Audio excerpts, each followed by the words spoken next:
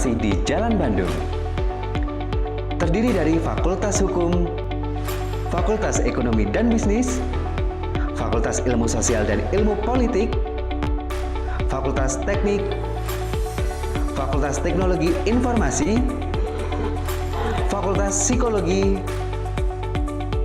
Diploma Kepariwisataan, dan program Pasca Sarjana. Sebagai kampus inovatif, Unmar mengedepankan proses akademik dan non-akademik yang merekatkan relasi intelektual antara dosen dan mahasiswa sehingga mahasiswa lebih optimal dalam proses pembelajaran dan peningkatan kompetensi karakter yang unggul. Mau kuliah di Unmar Malang aja!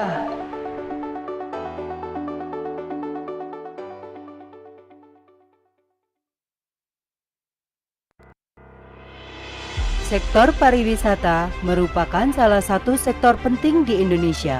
Selain didukung dengan potensi keanekaragaman pariwisata Indonesia yang sangat kaya dan beragam, dalam perkembangannya, sektor pariwisata juga memberikan kontribusi besar terhadap pendapatan negara.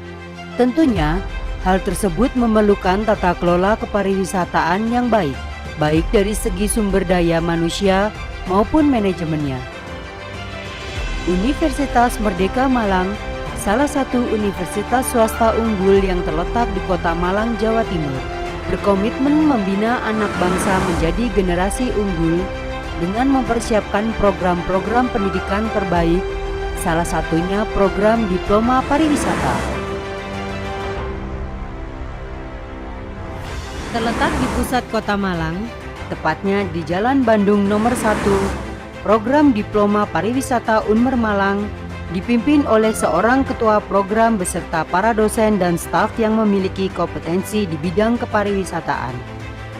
Dengan visi menjadi program diploma kepariwisataan terkemuka dalam pengembangan sumber daya manusia yang berjiwa wirausaha pada skala nasional dan internasional, program Diploma Pariwisata selalu berkomitmen memberikan pelayanan pendidikan yang sesuai dengan kurikulum terkini. Harapannya dapat melahirkan lulusan-lulusan yang berkompeten baik teori maupun praktek kepariwisataan berjiwa wirausaha. Program Diploma Kepariwisataan memiliki program D3 dan D4. Program D3 memiliki 2 program studi, yaitu Perhotelan dan Perjalanan Wisata, dengan perbandingan 70% praktek dan 30% teori. Program Diploma 4 memiliki 1 program studi, yaitu Destinasi Wisata, dengan perbandingan 70% praktek dan 30% teori.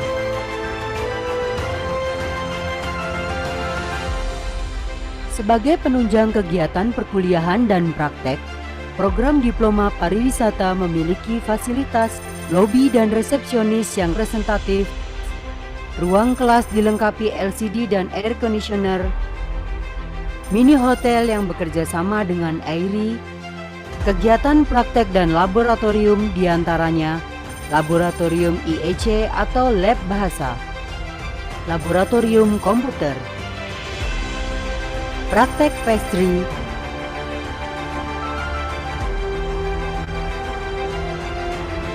praktek produk,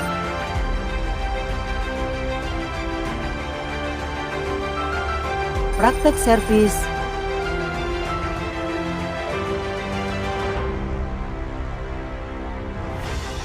praktek guiding,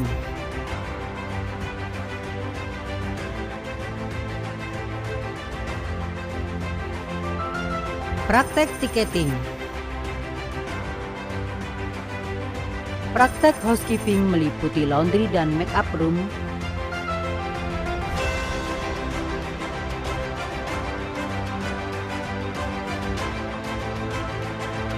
praktek front office,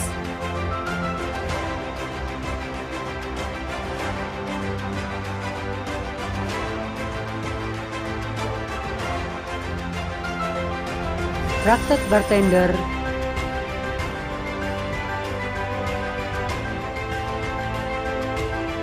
dan dilengkapi perpustakaan yang menyediakan koleksi buku dan jurnal untuk menunjang kegiatan perkuliahan.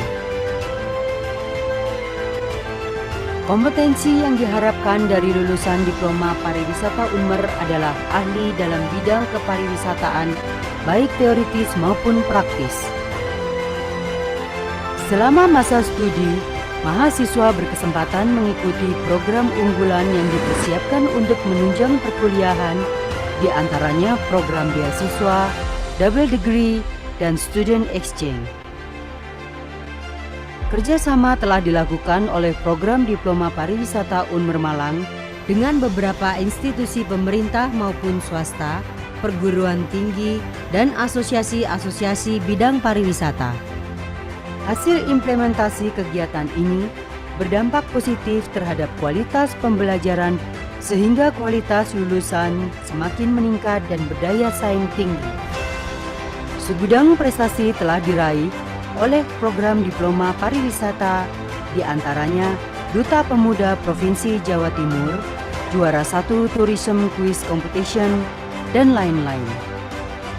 Bangga sebagai bangsa Indonesia, bangsa yang besar, kita wujudkan dengan terus menimba ilmu dan berkarya agar menjadi generasi yang cerdas dan kreatif, yang mampu melahirkan ide-ide baru untuk dunia, termasuk untuk dunia pariwisata. Mahasiswa Diploma Pariwisata Universitas Merdeka Malang, kami bangga menjadi bangsa Indonesia dan siap memajukan pariwisata Indonesia menuju level internasional.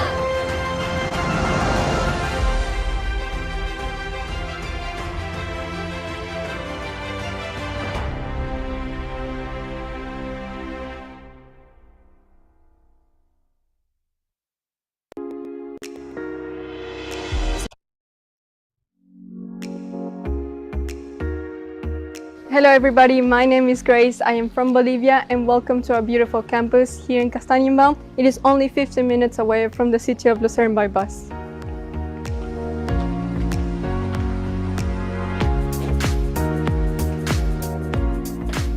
Hello Michelle. Hello Grace. When I arrive, I love that I get to say hello to the reception. Because we're a small school, we know each other by name. And of course, during the evening, we always have someone there if we have any requests or questions. Now let me show you my favorite part of the school.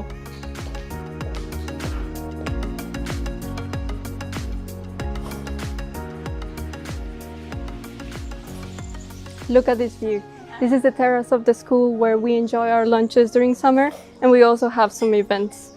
I think that having this kind of environment really helps us to focus on school, but also if we want to enjoy, we literally have to take a bus for 15 minutes and we'll be in the city to enjoy the restaurants and bars. Hi there, my name is Kaylee. I'm from the Netherlands. We are in Lucerne right now. This is considered to be one of the most beautiful cities in Switzerland. It's also one of the most historic Swiss cities, and it's really famous amongst many tourists and visitors. At IMI, you can take a bus directly from campus to the city center. There's a lot of things to do in Lucerne. I love coming to the city to enjoy a meal with my friends or have a drink by the lake. And there are also many nightlife options if you want to relax or go dancing. Thank you so much, Kylie, for showing us around Lucerne. Hey guys, my name is Vaibhav Singh and I'm from India, studying in IMI since 2018. And one of the great things I must say about IMI, the students, they can reside inside the campus itself. So for now, let's go have a look inside to one of the student rooms. So when you apply to IMI, you get a choice for a single room and a shared room, as well as with that in-suite and a shared bathroom. So this one, as you can see, it's a double bed. IMI provides us a desk, a whiteboard, a kettle, and the fridge.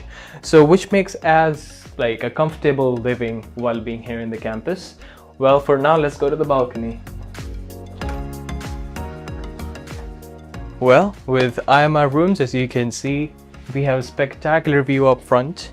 With that, it is really enjoyable to relax in the balconies after a great day of studying. Well, for now, let's go join Grace in one of our classrooms. Welcome to one of our classrooms here on campus. We have to be quiet because the class is in progress. As you can see, we have between 5 to 20 people per classroom, and that's something I really appreciate from classes in IMI because it allows us to interact more with the teachers and the professors here. Of course, it brings us a more dynamic and enjoyable experience when we're learning.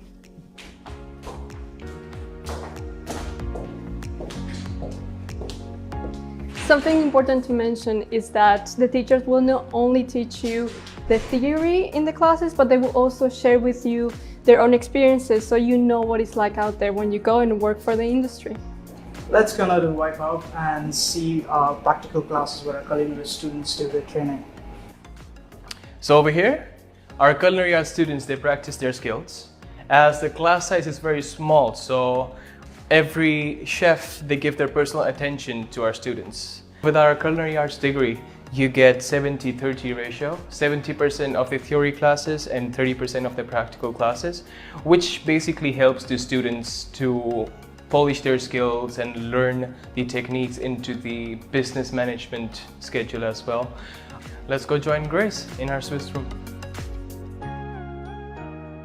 Welcome to the Swiss Room, a fine dining restaurant that allows students to practice their skills before going on internships. Here we can actually work with the kitchen, and we serve around 5 meals a week during lunchtimes and 2 in the evenings. And just look at it, we really enjoy our meals with our friends and classmates, sitting here with this beautiful view.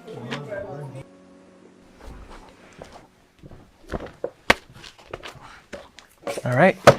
So with IMI Library, we do complete our own courseworks and the projects with the help of these books over here. Well, the IMI opening hours can also be from the morning till evening, which we can come after class anytime. To add on, IMI also gives us the core textbooks and also gives us the access to online resources and journals to complete our researches and the work. After class, we like coming to the recreation area to relax and spend some time with our friends. Here, we can play table tennis, table football, pool, and piano. And the school will organize regular competitions so we enjoy and have a good time. The Student Representative Committee also runs a cafe where we can get drinks and snacks to enjoy during our downtime.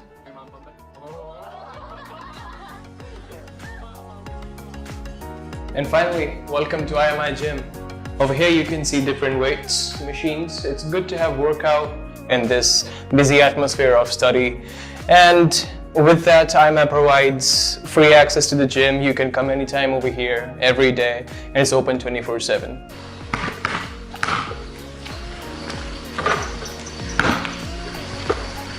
So, IMI also provides the sports day activities like basketball, football, volleyball, and indoor sports as well like pool, table tennis.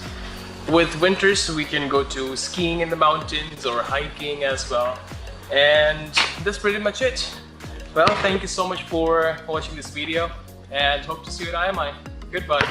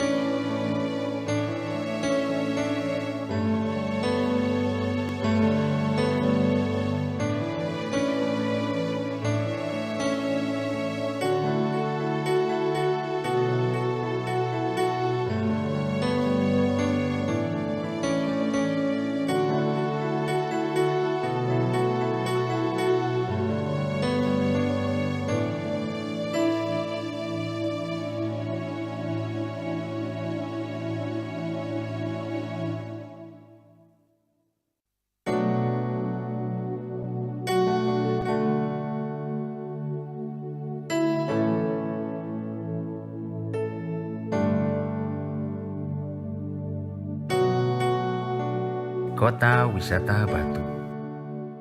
Kota indah di Indonesia yang memiliki pesona alam yang indah nan elok. Banyak potensi alam maupun seni yang dapat digali di setiap desa di Kota Wisata Batu.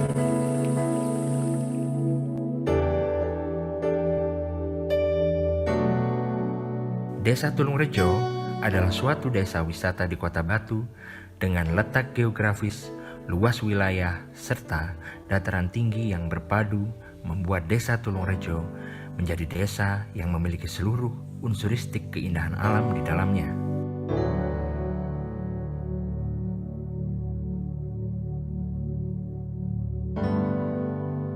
Kesejukan serta ketentraman selalu menyelimuti desa Tulungrejo, membuat seluruh pandang tertuju padanya.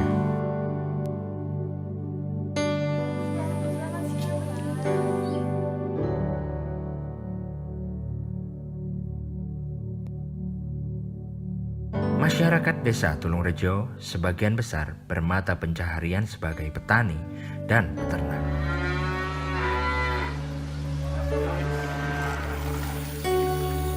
Berbagai macam tanaman seperti sayur mayur, tumpang sari, dan buah apel menjadi daya tarik wisatawan untuk menikmati dan memetik apel langsung dari kebun petani.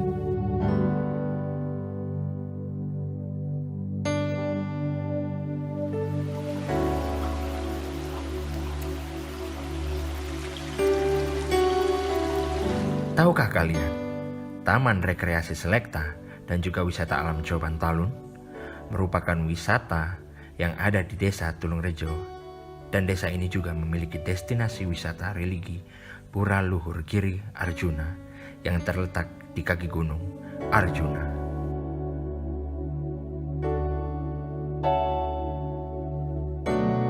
Mayoritas warga desa Tulungrejo hidup dari pertanian dan wirausaha.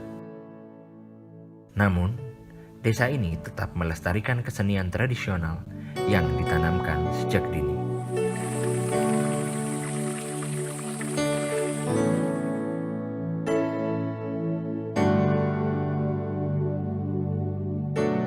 Desa ini juga memiliki sarana dan prasarana penunjang desa wisata seperti kuliner khas desa yang dikelola mandiri oleh ibu-ibu PKK dan rest area yang representatif, dilengkapi toilet wisata yang bersih dan nyaman yang dikelola oleh Lembaga Desa Wisata Tulungrejo.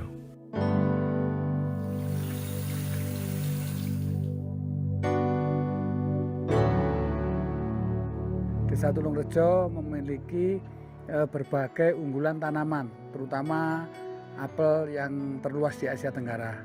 Kemudian beberapa tanaman sayur, kemudian beberapa tanaman-tanaman hias endemis ini.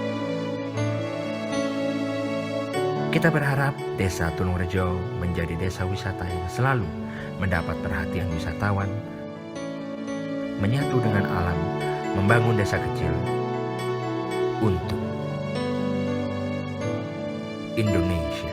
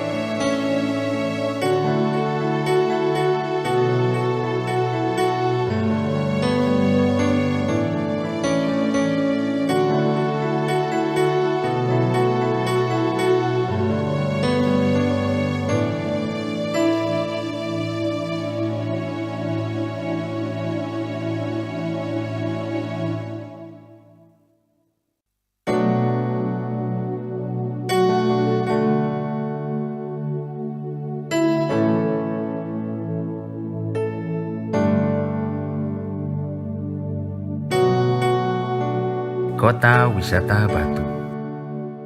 Kota indah di Indonesia yang memiliki pesona alam yang indah dan elok. Banyak potensi alam maupun seni yang dapat digali di setiap desa di Kota Wisata Batu.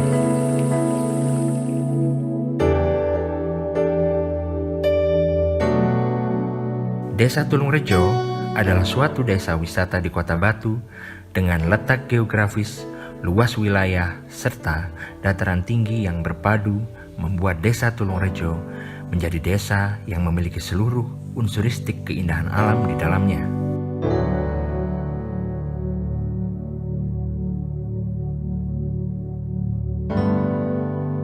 Kesejukan serta ketentraman selalu menyelimuti Desa Tulungrejo, membuat seluruh pandang tertuju padanya.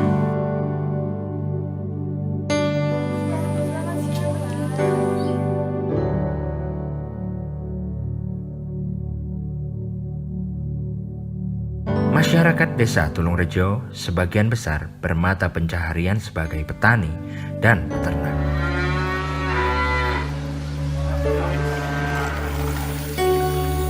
Berbagai macam tanaman seperti sayur mayur, tumpang sari, dan buah apel menjadi daya tarik wisatawan untuk menikmati dan memetik apel langsung dari kebun petani.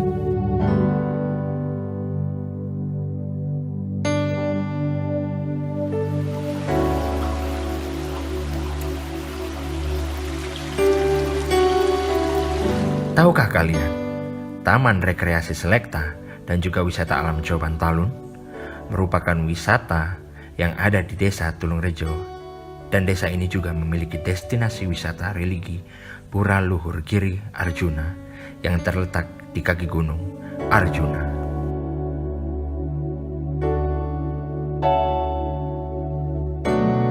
Mayoritas warga Desa Tulungrejo hidup dari pertanian dan wirausaha. Namun, desa ini tetap melestarikan kesenian tradisional yang ditanamkan sejak dini.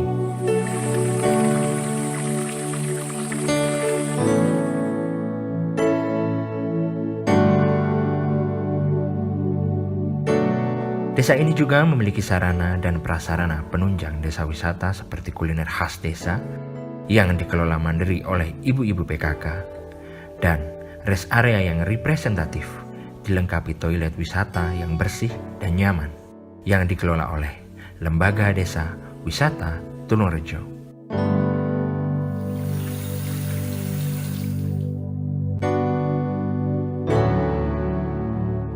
Desa Tulungrejo memiliki berbagai unggulan tanaman, terutama apel yang terluas di Asia Tenggara. Kemudian beberapa tanaman sayur, kemudian beberapa tanaman-tanaman hias endemis ini. Kita berharap Desa Tulungrejo menjadi desa wisata yang selalu mendapat perhatian wisatawan, menyatu dengan alam, membangun desa kecil untuk Indonesia.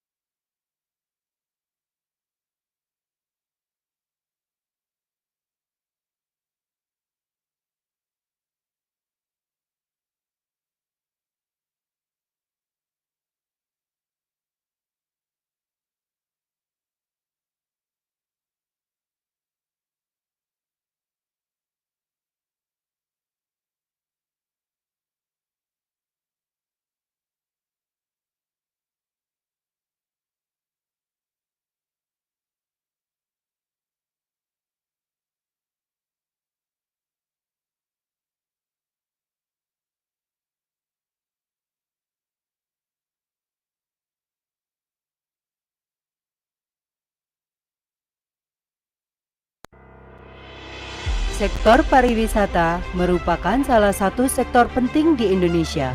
Selain didukung dengan potensi keanekaragaman pariwisata Indonesia yang sangat kaya dan beragam, dalam perkembangannya, sektor pariwisata juga memberikan kontribusi besar terhadap pendapatan negara. Tentunya, hal tersebut memerlukan tata kelola kepariwisataan yang baik dari segi sumber daya manusia maupun manajemennya. Universitas Merdeka Malang, salah satu universitas swasta unggul yang terletak di Kota Malang, Jawa Timur, berkomitmen membina anak bangsa menjadi generasi unggul dengan mempersiapkan program-program pendidikan terbaik, salah satunya program Diploma Pariwisata. Terletak di pusat Kota Malang, tepatnya di Jalan Bandung nomor 1, program Diploma Pariwisata Unmer Malang dipimpin oleh seorang ketua program beserta para dosen dan staf yang memiliki kompetensi di bidang kepariwisataan. Dengan visi menjadi program diploma kepariwisataan terkemuka dalam pengembangan sumber daya manusia yang berjiwa wirausaha pada skala nasional dan internasional, program Diploma Pariwisata selalu berkomitmen memberikan pelayanan pendidikan yang sesuai dengan kurikulum terkini. Harapannya dapat melahirkan lulusan-lulusan yang berkompeten baik teori maupun praktek kepariwisataan berjiwa wirausaha. Program Diploma Kepariwisataan memiliki program D3 dan D4. Program D3 memiliki 2 program studi, yaitu Perhotelan dan Perjalanan Wisata, dengan perbandingan 70% praktek dan 30% teori. Program Diploma 4 memiliki 1 program studi, yaitu Destinasi Wisata, dengan perbandingan 70% praktek dan 30% teori.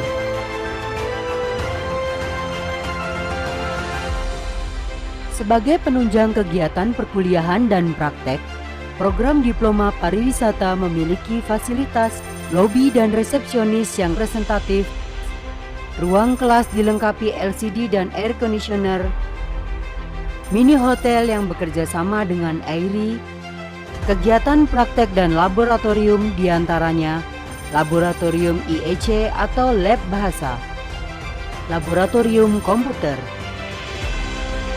praktek pastry,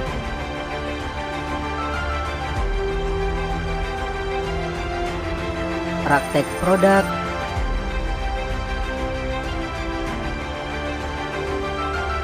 praktek servis,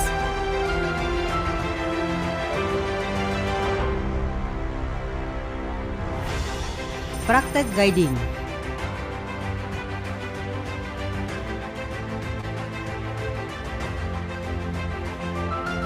praktek tiketing, praktek housekeeping meliputi laundry dan make-up room,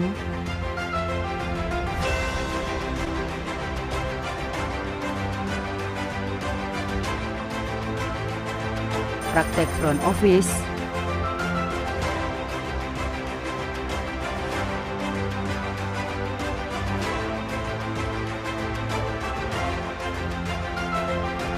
praktek bartender,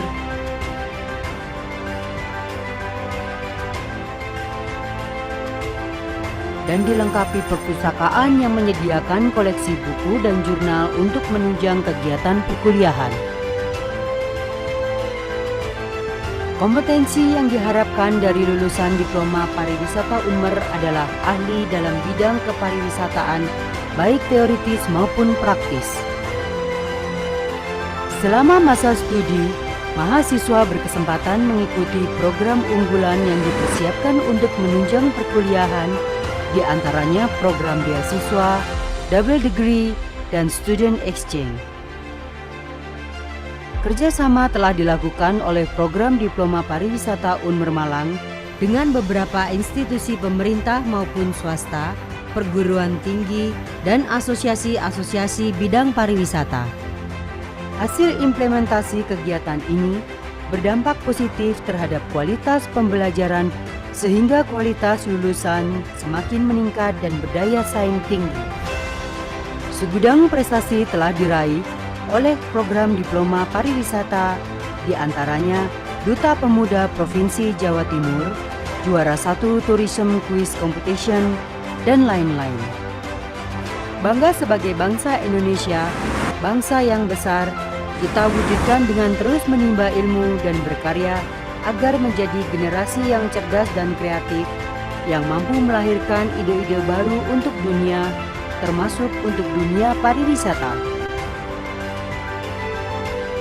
Kami, mahasiswa. Diploma Pariwisata Universitas Merdeka Malang. Kami bangga Menjadi bangsa Indonesia. Dan siap memajukan pariwisata Indonesia menuju level internasional.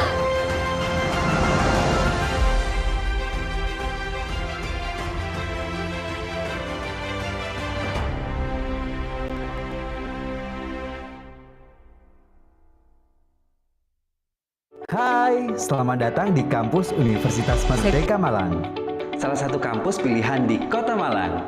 Kampus utama berlokasi di Jalan Terusan Raya Dieng dan kampus pariwisata berlokasi di Jalan Bandung.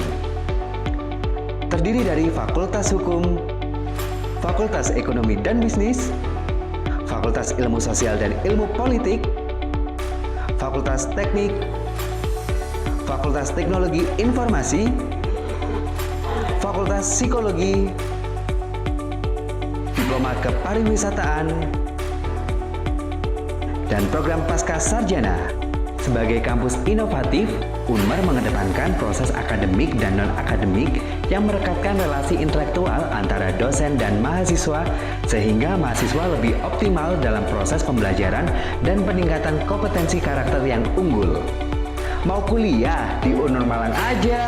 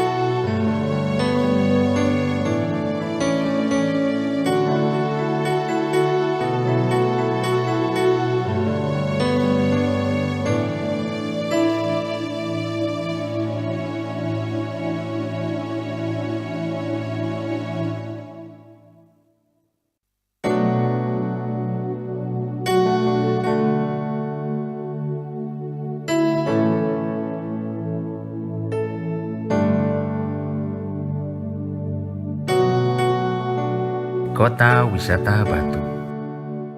Kota indah di Indonesia yang memiliki pesona alam yang indah dan elok.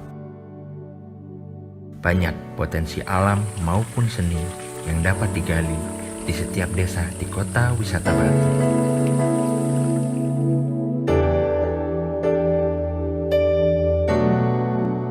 Desa Tulungrejo adalah suatu desa wisata di Kota Batu dengan letak geografis, luas wilayah, serta dataran tinggi yang berpadu membuat Desa Tulungrejo menjadi desa yang memiliki seluruh unsuristik keindahan alam di dalamnya.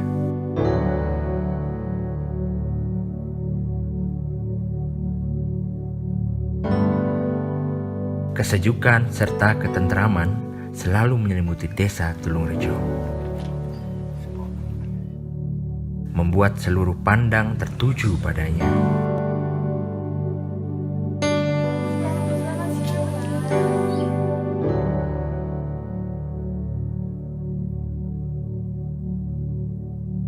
Masyarakat Desa Tulungrejo sebagian besar bermata pencaharian sebagai petani dan peternak.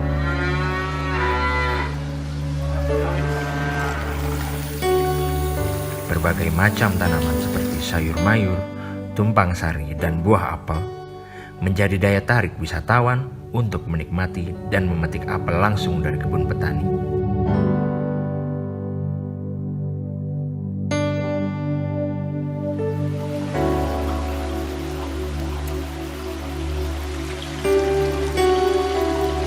Tahukah kalian, Taman Rekreasi Selekta dan juga wisata alam Coban Talun merupakan wisata yang ada di desa Tulungrejo, dan desa ini juga memiliki destinasi wisata religi Pura Luhur Giri Arjuna yang terletak di kaki gunung Arjuna.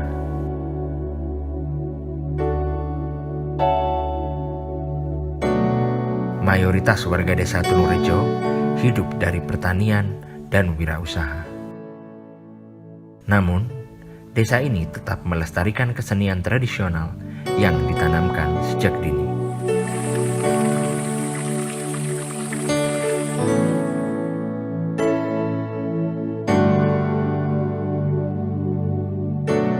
Desa ini juga memiliki sarana dan prasarana penunjang desa wisata seperti kuliner khas desa yang dikelola mandiri oleh ibu-ibu PKK dan rest area yang representatif, dilengkapi toilet wisata yang bersih dan nyaman yang dikelola oleh Lembaga Desa Wisata Tulungrejo.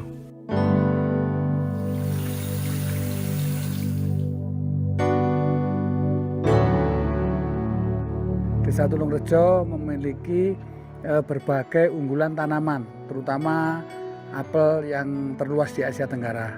Kemudian beberapa tanaman sayur, kemudian beberapa tanaman-tanaman hias endemis ini.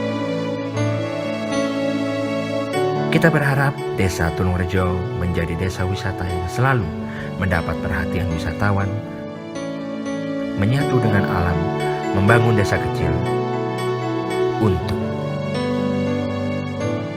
Indonesia.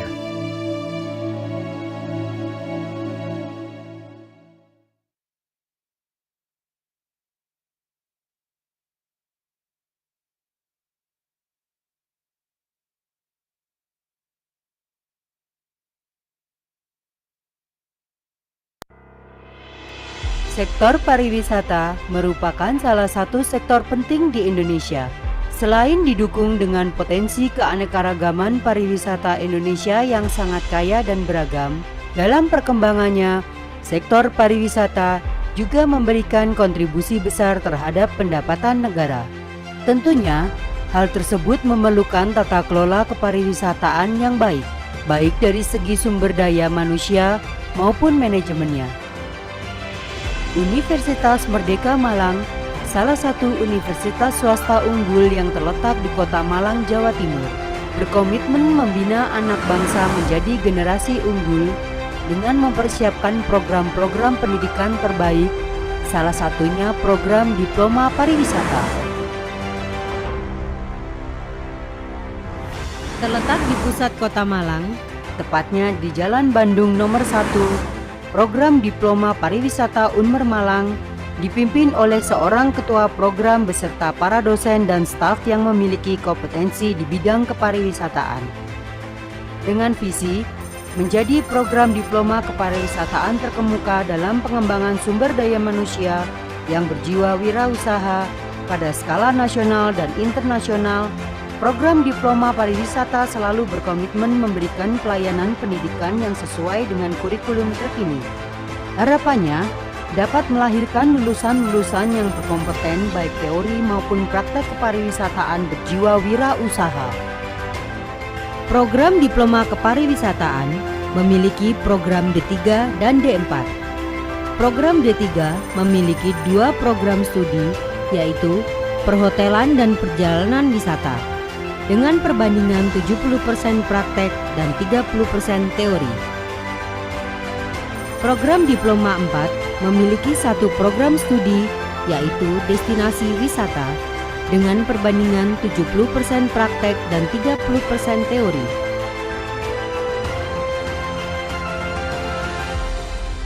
Sebagai penunjang kegiatan perkuliahan dan praktek, program Diploma Pariwisata memiliki fasilitas lobi dan resepsionis yang representatif. Ruang kelas dilengkapi LCD dan air conditioner. Mini hotel yang bekerja sama dengan AIRI. Kegiatan praktek dan laboratorium diantaranya laboratorium IEC atau lab bahasa, laboratorium komputer, praktek pastry,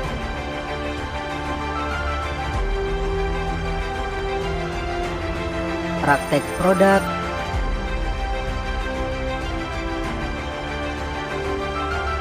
praktek servis,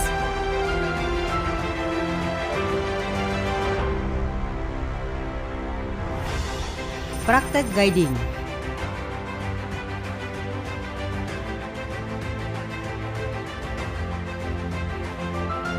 praktek tiketing, praktek housekeeping meliputi laundry dan make-up room,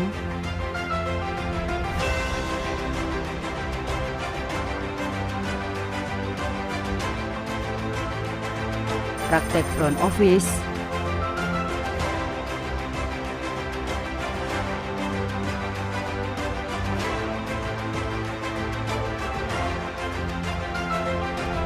praktek bartender,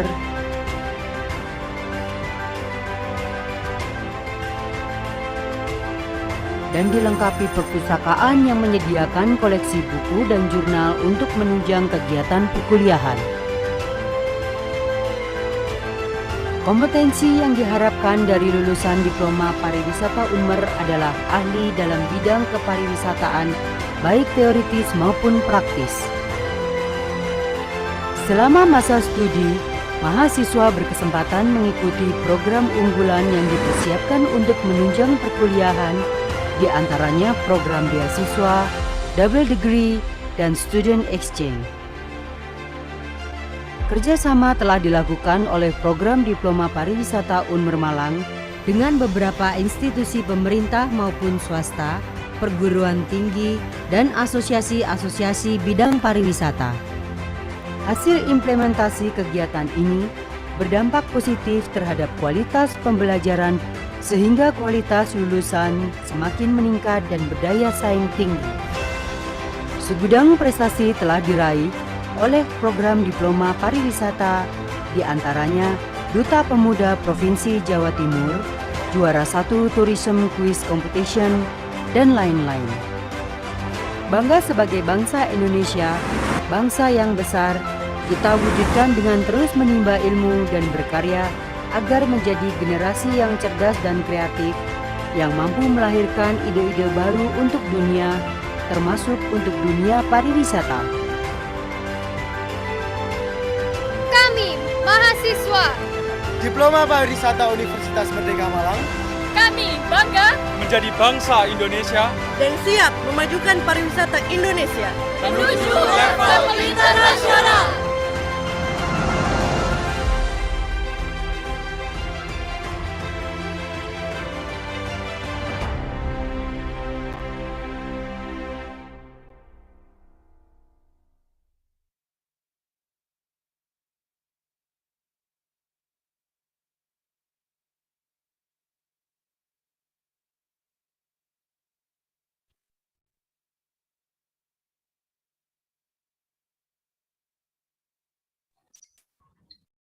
All right, good morning, everyone. Good morning, ladies and gentlemen. Before we start our international conference, before all, I would like to remembering you about our international conference session rules. The first one, we will start our international conference on 9 a.m. Indonesian time. And for any participant or maybe your friends, your colleagues that do not get a slot on this Zoom platform, still can join this international conference because we also stream it on our YouTube channel, Pariwisata Unmer. Our YouTube channel, Pariwisata Unmer. All the participants is suggested to join this meeting using the registered name, your correct name, as you fill in registration form, and using the provided virtual background.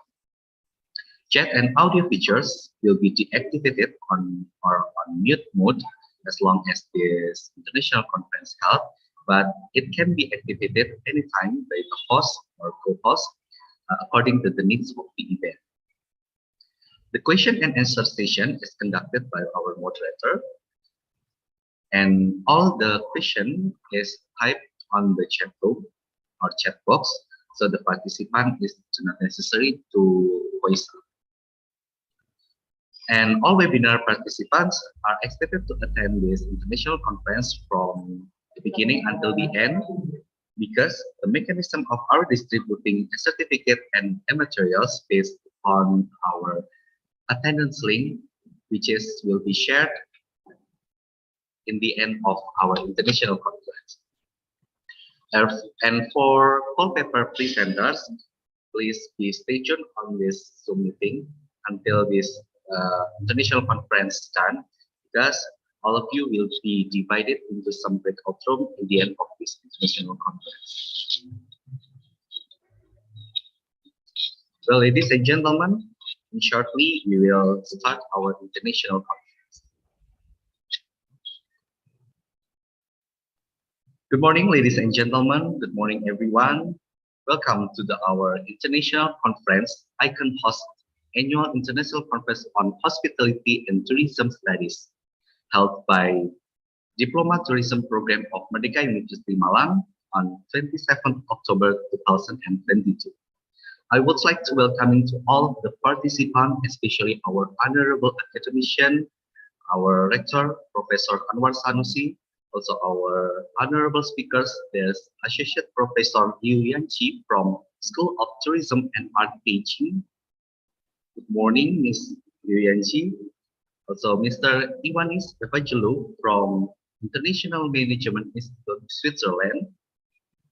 Mr. Wan Hafiz bin Wan Zainal Sukri, PhD from University Malaysia Terengganu. Professor Wiji Asuti, our Dean of Diploma Tourism University Merdeka Malang. And also our Chef Ragil, the representative of Indonesian Chef Association. For your information, ladies and gentlemen, our international conference is followed by 29 papers from academic or students from all around Indonesia and also from Malaysia. With total participant more than 200 participants and also paper call participants. We also would like to thank to all of the supported media. There is Batu City Government, BPPD Kota Batu, BPC Kota Batu, Global Illuminators, and also our beloved campus, Merdeka University of Malang. Well, ladies and gentlemen, in shortly, we will got the opening ceremony. We will hear the national anthem of Indonesia, Indonesia Raya, and Merdeka University here.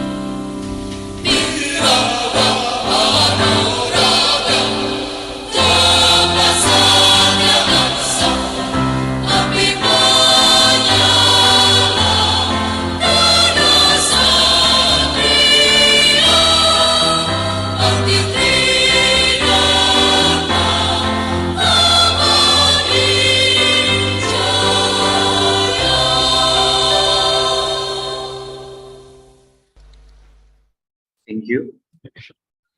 Ladies and gentlemen and everyone, the next program we will hear the welcoming speech of our rector, University of Merdeka Malang, Professor Dr. Anwar Sanusi. Time is yours. Assalamualaikum warahmatullahi wabarakatuh. Good morning.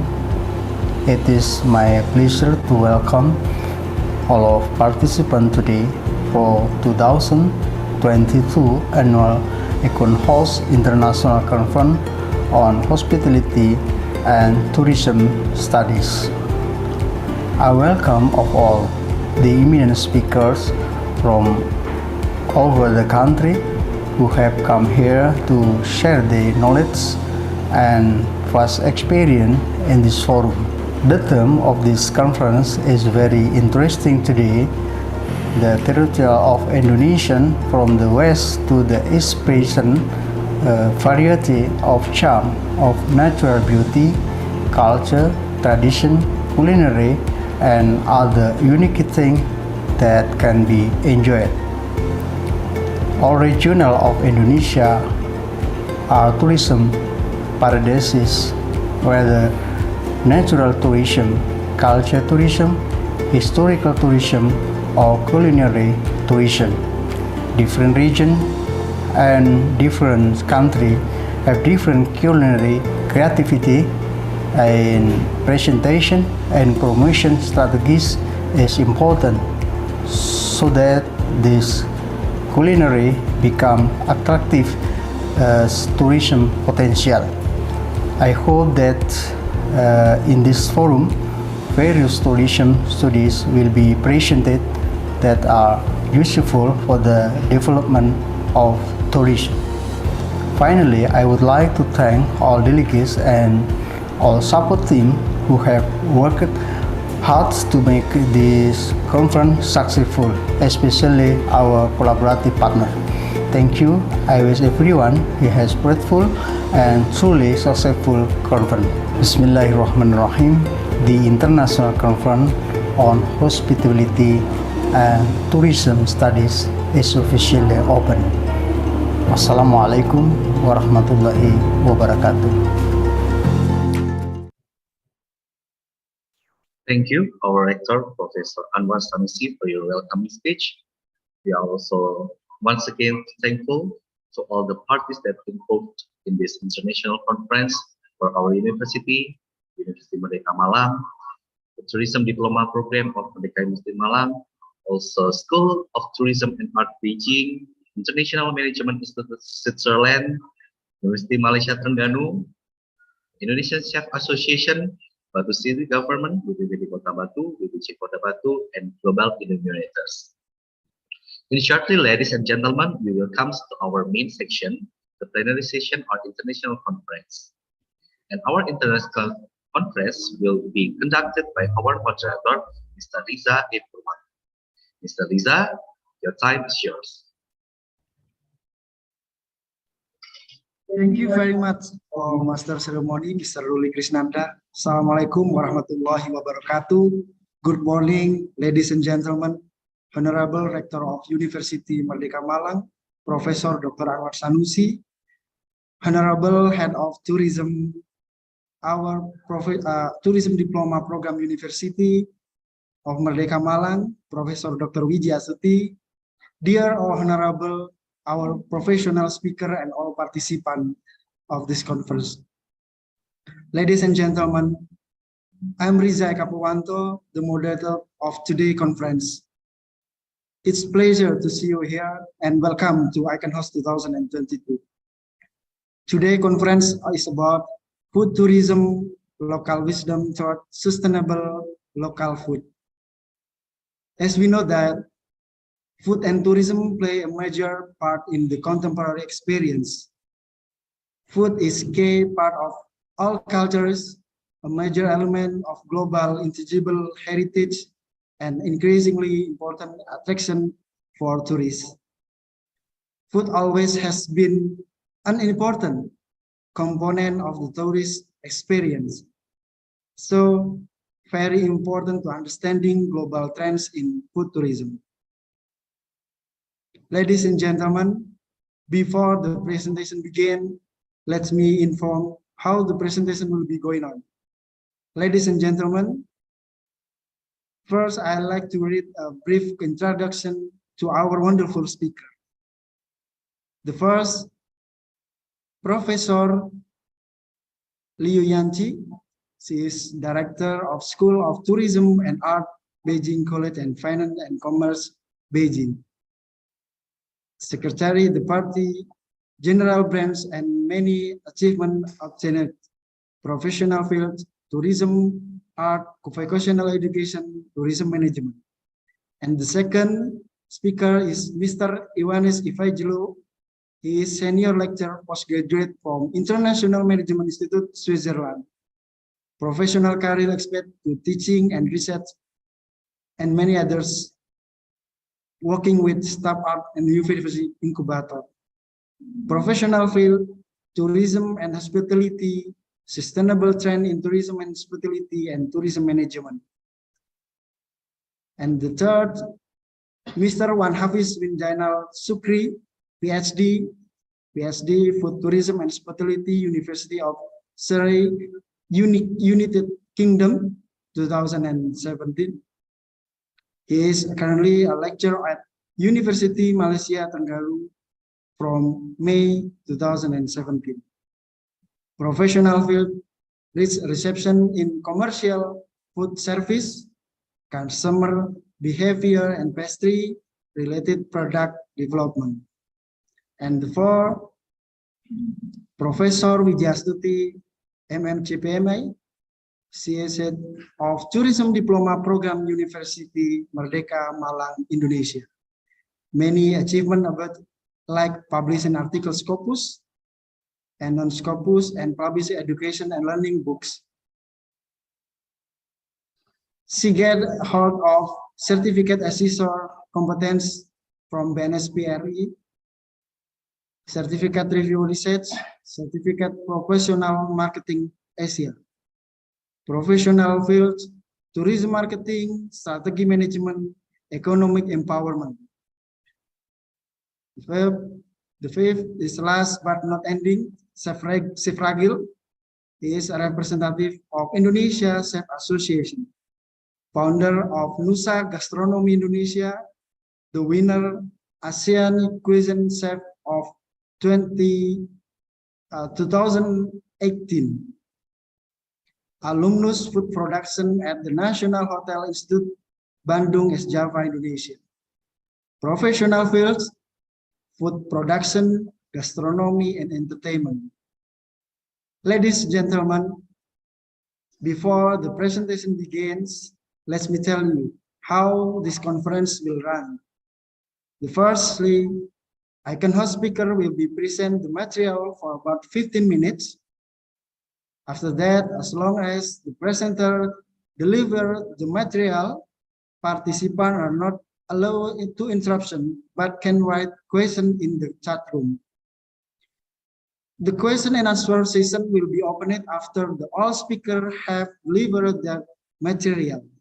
And finally, the session will be ended by a conclusion.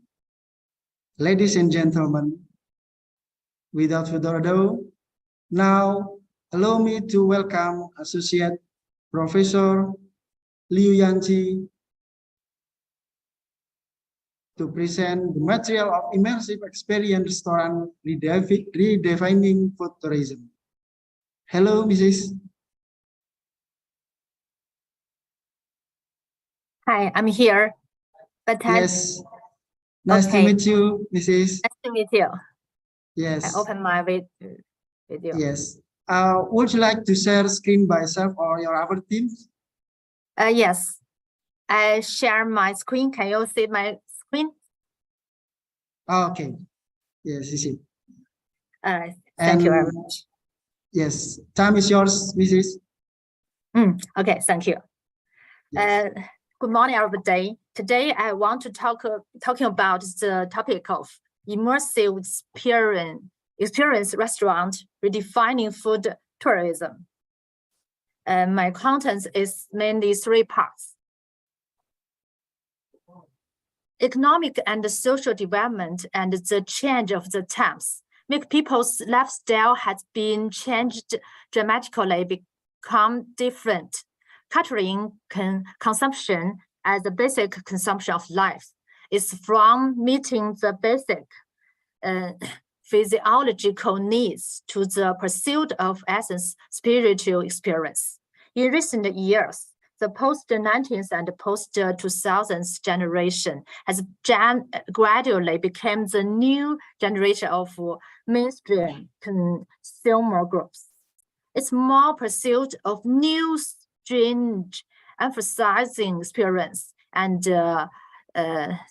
sensory stimulation, which promoted the design of meal drink space. First, I want to talking about the overview of the immersive experience design. Immersion theory was proposed in the 1970s by the American psychologist, also known as heart flow theory, who believed that in daily life, when they balance with environmental factors, they enter a state of immersion, filtering the rest of the irrelevant perceptions devoted to the situation and the psychological pleasure and the satisfaction. It can be seen the immersion state is a positive experience state, which can bring people a psychological sense of joy. And the second, I want to talk about the design of catering space. The design of catering space that provides food products and based service has been out of touch with the current space of social development. The immersive experience of catering space provides an innovative idea for the reform of catering space. Through a series of atmosphere creation, it can obtain multiple experience of sense and cognition. The ultimate effect of the immersive experience depends on whether the participants have a good interaction with the environment. Therefore, the environment is the major factor influencing the immersive experience.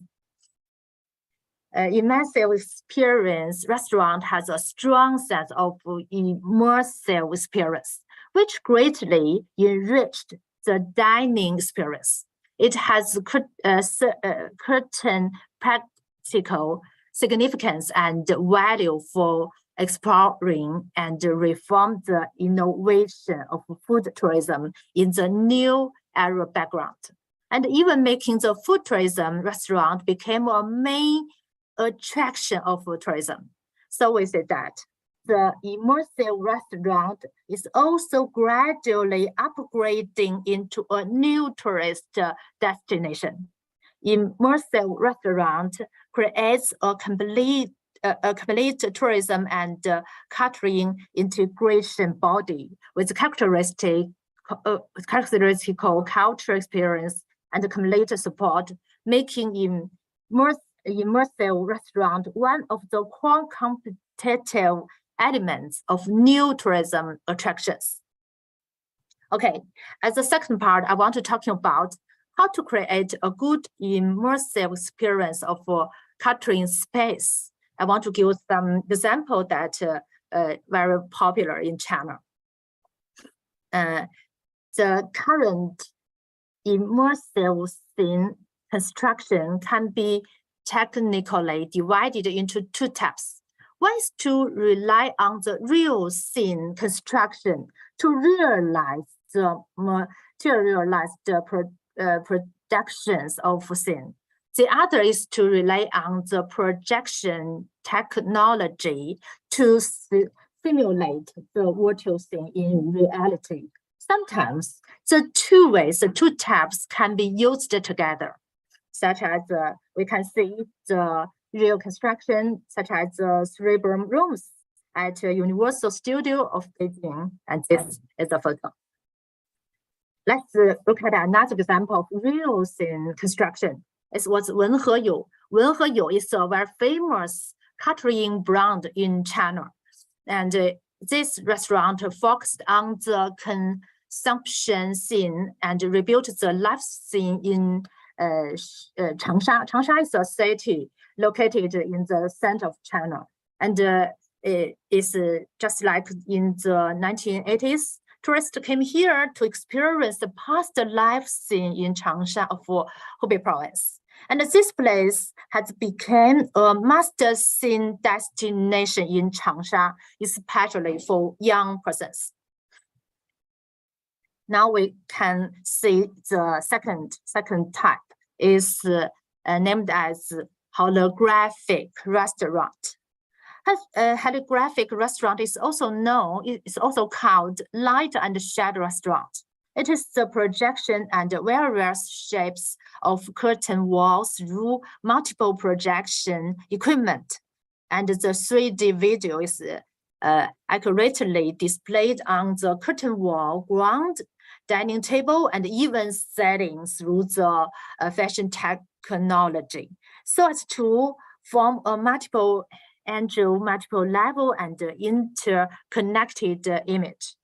When you step into the restaurant, the immense technology equipment makes you instantly feel in the ocean, forest, grassland, and so on. After entering it, you can forget the troubled world outside the door, as if you are in the ocean, star, and the mountains.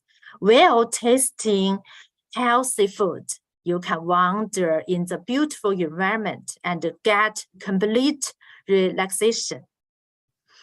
There are some very good examples of this kind of restaurant in Japan, in Shanghai, and in Wuhan.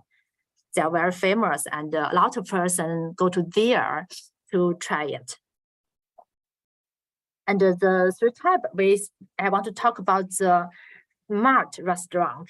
An example is the Haidilao hot pot in Beijing. In the smart restaurant, people can experience machine arm service, personal taste of hot pot bottom into ingredient, three-dimensional surrounding project to create a different dining experience. Game interactive, cinema level supporting large screen waiting area. You can play games with other waiting persons.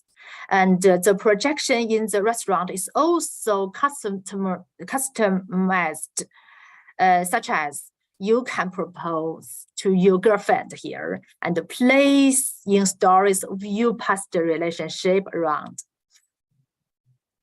And the for example, I want to introduce Culture Plus Performing Arts and Projection Technology Plus Mysterious Cut Banquet.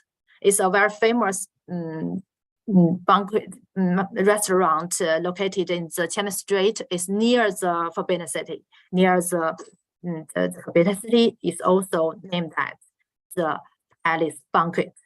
So here you can change into the ancient costume and paint the ancient makeup and headdress. Each dish is accompanied by a program covering various traditional arts and cultures such as guzheng, Peking opera, and the classical dance. You also can experience painting traditional Chinese paint, do Chinese traditional cooking, and play the games. Fei Hua Ling is a game of reciting poems, which is popular in Han Dynasty. You feel that, come here, you feel that you have traveled back to the Han Dynasty more than 3,000 years ago in China. Now we can see a video, this background.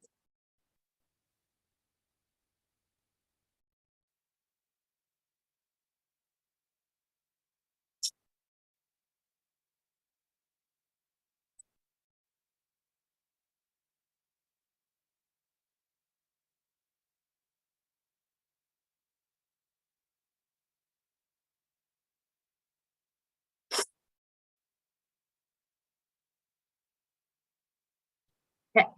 That's a little very short video of this performance of this restaurant.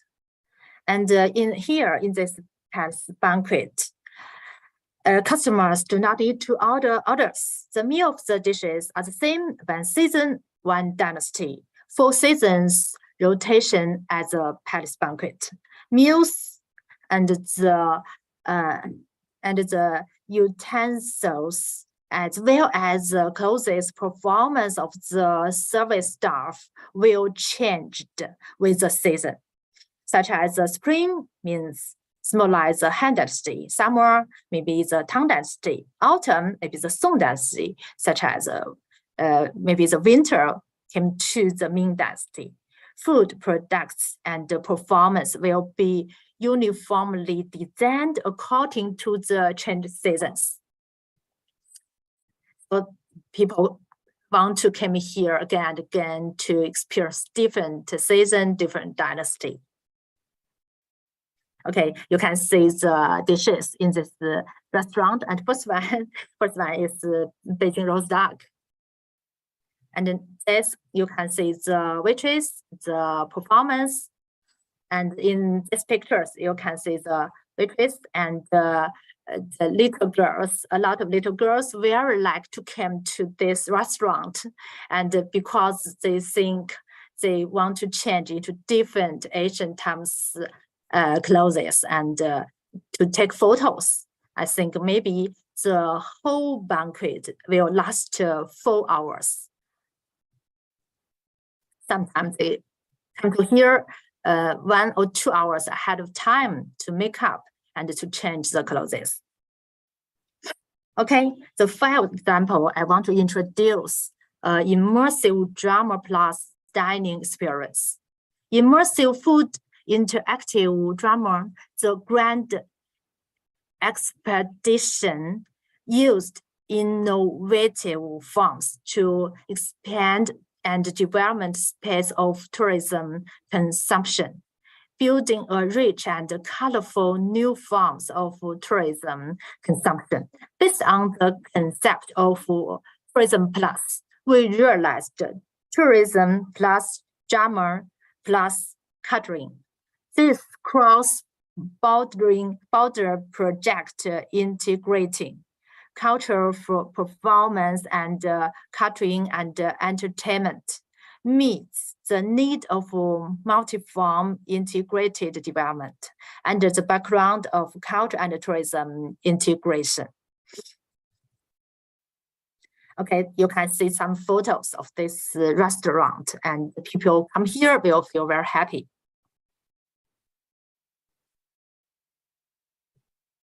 Okay, 3 part I want to do a little conclusion. Since 2016, immersive restaurants has been settled in many places in China. In large-scale culture and tourism projects, such as parks, museums, industries, and industrial tourism and wineries, they can be well integrated into such projects. I believe that such restaurants will gradually become popular and bring novel experience to more people. And catering reform is the inevitable trait of the development of the times. Only by adapting to various needs and constantly expanding and innovating can it adapt to the development of the times. Innovative catering and tourism products will become a new growth point of the future tourism industry. Okay, I think that's all I want to share today, and thank you very much. Okay, give applause to Mrs. Lianji. Yeah. Yes, thank you. Good presentation and excellent performance. Okay. Thank you very much. We have the certificate of the sign of appreciation for Mrs. Lianji. Can you stop it? Share screen. Yes. Okay. Okay. Yes. This is your certificate. certificate of appreciation to Associate Professor Luyanti. Thank you very much, Mrs. Okay, thank you. Yes. Okay, ladies and gentlemen, the first speaker has presented of the material, and then ladies and gentlemen, the second speaker, Mr. Iwanis Evagilo. The title of material is Food Tourism is in Switzerland, Creating Value Chains for Sustainable Local Communities. In shortly, we will watch Mr. Iwanis record. So we can on the record, Mr. Good morning, Iwanis. ladies and gentlemen from IMI Switzerland. My name is Iwan Savagelu, and I'm very pleased to be with you this morning. Well, I'm not actually live with you because of the time difference, but hopefully you can hear me, you can listen to me now delivering my presentation for the 2022 annual ICONHOSTS International Conference on Tourism, on Hospitality and Tourism Studies. I would really like to express my sincere gratitude to the organizing committee at the University of Merdeka, Malang in East Java, Indonesia, for inviting IMI to deliver a professional speech on such an interesting and contemporary topic like the one on food tourism and sustainable local food. Without further ado, I will show you the agenda of my presentation and my speech for today. And I estimate that my presentation will take no more than 15 minutes of your time. So I will start a little bit on a short introduction about myself and IMI. In Switzerland, an overview of the presentation topic and the speech I prepared for the conference. I will show you a little bit of an overview, some key questions which are arising from current literature and research in the field, as well as some interesting examples and best practices. And I will focus a little bit on Switzerland, Swiss tourism, and food tourism, obviously, as the key aspect of my presentation, of course, the conference. I will close my presentation with some interesting, I hope, takeaways, conclusions, suggestions, recommendations before the end of my presentation. So a few things about me. I am the postgraduate programs leader and a lecturer in tourism at IMI Switzerland since 2014. IMI is the only truly family-owned, small-size hospitality school in Switzerland. And we offer hospitality, culinary, management, and tourism courses ranging from certificate to postgraduate studies for a very diversified body of students for many countries across the world. As far as I am about me, a few things about me. My professional background is from the tourism industry. I'm a tourism professional with particular specialization on tourism destinations, entrepreneurship, creativity, innovation, and I'm also getting involved with teaching on cultural units and destination here at IMI. Here in this slide, you can also see an overview of our lovely campus on the shores of Lake Lucerne in Kastanibaum, where I'm actually talking to you at the moment.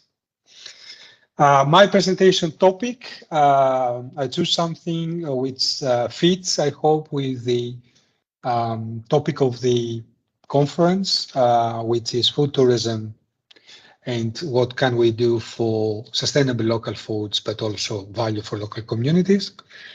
So my topic, my presentation, my speech will be about food tourism in Switzerland and how we can create local food value chains for destinations here in Switzerland with a ultimate view on enabling local communities to create sustainable development for the future.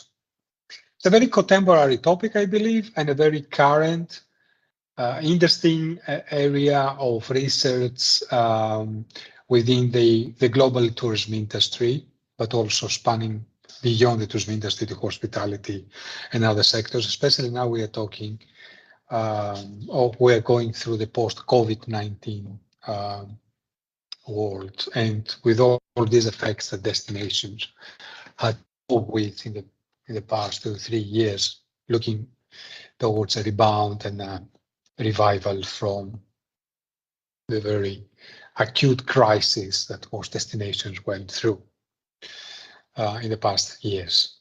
So key questions, just to start slowly with our topic, food tourism. There's always a big discussion about how do we define food tourism. Quite often we hear people talking about food tourism, culinary tourism, gastronomic tourism, gourmet tourism even. And in the literature, there are many different perspectives and different themes on what food tourism really is. I think it will be quite useful to see and to try to understand the differences and the similarities between all these different terms. We'll look at some current trends in the literature, as well as from the industry, from the global tourism industry. And as I explained to you earlier on, we're going to look at some cases about food tourism in Switzerland.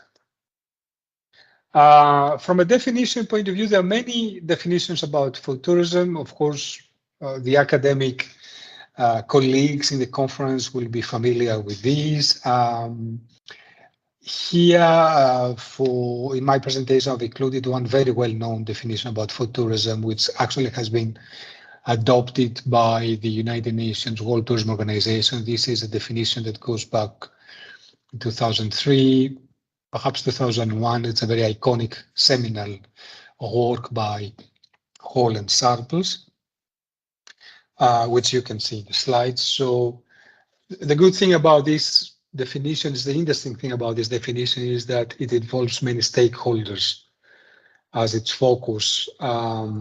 So we are looking at producers, festivals, providers of experiences, even restaurants, regions, but provide a kind of a whole ecosystem of food tourism experiences, and of course, food as a motivator, as a factor for travel within regions, within destinations, but also internationally.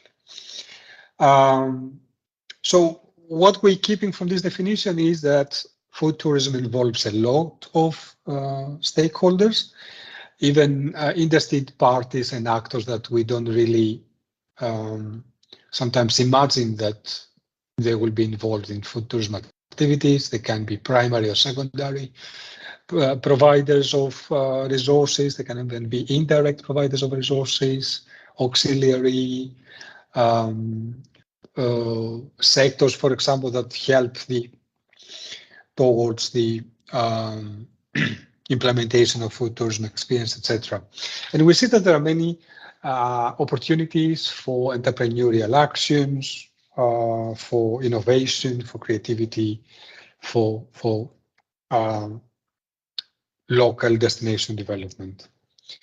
In terms of background and some current trends, my recent research, secondary research, which I've done in the topic, identified some key aspects that you will be able to look here. Traditionally, food tourism has been the focus of rural areas, for example, villages or beyond the, let's say, the beaten track of mass tourism, resorts, etc. So food tourism was traditionally connected with rural areas whose main economic activities linked more with the agrarian sector of the economy, land cultivation, farming, etc. But very recently, we see that also food tourism has also been the subject of strategies in tourism destinations. For example, in Penang, Malaysia, a very well-known World Heritage Site and a food magnet for the entire region. And Penang has recently been working in a strategy to include food tourism as part of the city's creative destination image. Okay, so to become a food tourism destination and create a separate brand. Another area which is very important is the local food systems, which actually help a lot to create economic development. There are many. The literature also highlights food tourism networks, which span from producers to buyers to enablers to experience providers, etc., which again help the local communities to increase the skills for the human capital, training opportunities, entrepreneurial activities, boosting of innovation, and food tourism acting as a catalyst for local, regional, but also national competitiveness. One thing which is very, very important, we should never forget when we talk about food tourism is it links a lot with local culture, local identities, and helps a lot local communities to form their own, to understand more about their culture, but also formulate their own and come closer to their own identities. Also, the appreciation of food, and nowadays, especially in the age of well-being and the more conscious we become about health eating, etc., food tourism can also help us to appreciate what's next to us. For example, local producers with healthy foods, etc., nutrition. So we can also use, if you allow me this expression, to use food tourism also as a platform to enhance our understanding and appreciation of food for well-being, which is actually a very key imperative nowadays. In terms of perspectives and themes, we see that food tourism very often is associated with events and experiences, which is very, very important. Starts with a very basic, which is a visit to a restaurant, for example, and you meet with a local cuisine, and then after that you can expand to other activities and you can meet more in the destination. Obviously, the first contact is always the local food, local recipes, producers, so on. But also, food tourism can take the form of a more wider and integrated holistic experience within the destination. So obviously, as you can see on your right-hand side, you see that food tourism has, from the literature, we can see that there are different themes associated with the overall concept. You can see that people are clearly motivated to engage in food tourism experiences. But what's also very, very important is that culture is clearly integrated within food tourism, and there's a clear destination orientation. So we see also something which I forgot to mention about the authenticity of tourism experiences, which links very much with the overall concept of food tourism. Some examples here I want to show you from an article, a very interesting article on food tourism experiences in the Mediterranean and also southern of Europe. Southern Europe, for example, you can see Portugal, Spain, Italy, France, Balkan countries, Cyprus, Greece. So you can see that food tourism can take the form of visitation to farms, Also something really interesting in Italy with festival on mushrooms, on onion festival, culinary excursions, for example, museums of wine museums, festivals on local products, cooking classes. So there are many different ways that we can look at food tourism. And actually, apart from different ways, we can exploit many different ideas and many different initiatives that can actually fuel, if I can say this way, local economic destination development, or LED, local economic development, which is again very, very interesting to see how different destinations exploit opportunities across different parts of the world. In terms of Switzerland, let's move a little bit now here to our case. I hope that some of you're already a little bit familiar with Switzerland as a country located in the middle of Europe, although it's not part of the European Union. You can see some information here with the population, the capital, the 4 official languages, German, French, Italian, and Romance. Moving to a little bit on the cantons, Switzerland is a very interesting case of a country which is consisted of 26 cantons. I would say small little countries within a wider country with their own legislation, their own dialect, their own rules and regulations. And the French-speaking part, the German-speaking part, and the Italian-speaking part at the south and borders with Italy. It's quite interesting to see that, one of the key characteristics of the country. And given the geomorphological and geographical characteristics of these 26 cantons, that provides a really great opportunity for tourism development and different tourism, quite diversified and unique tourism experiences for locals, but also visitors to Switzerland. A big focus and a key focus, a very strong focus for Swiss tourism has always been sustainability. And this is part of the tourism policy of the country for many, many years. You can see here the 3 pillars of Swiss tourism tourism destination policy, which translates in the strategy, obviously.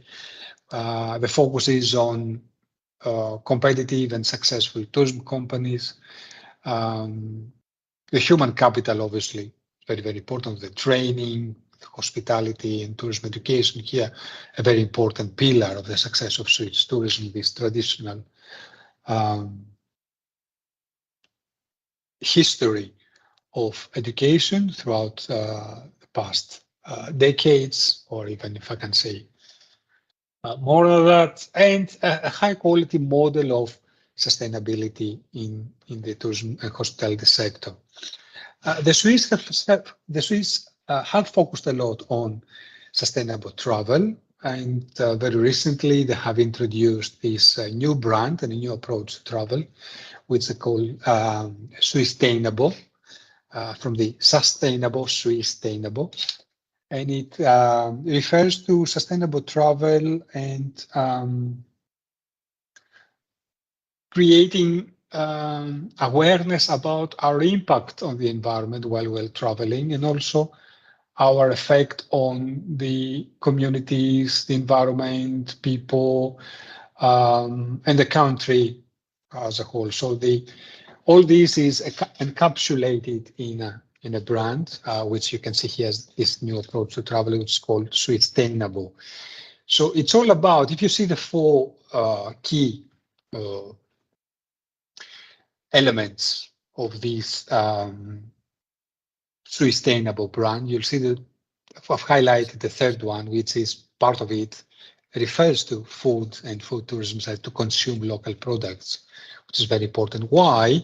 Obviously, the answer is profound, is quite clear, because then by focusing on consuming local and regional products, then you support the local economy, but also you you can have a better look on how these products are produced, and you can ensure well-being and food safety to a certain extent.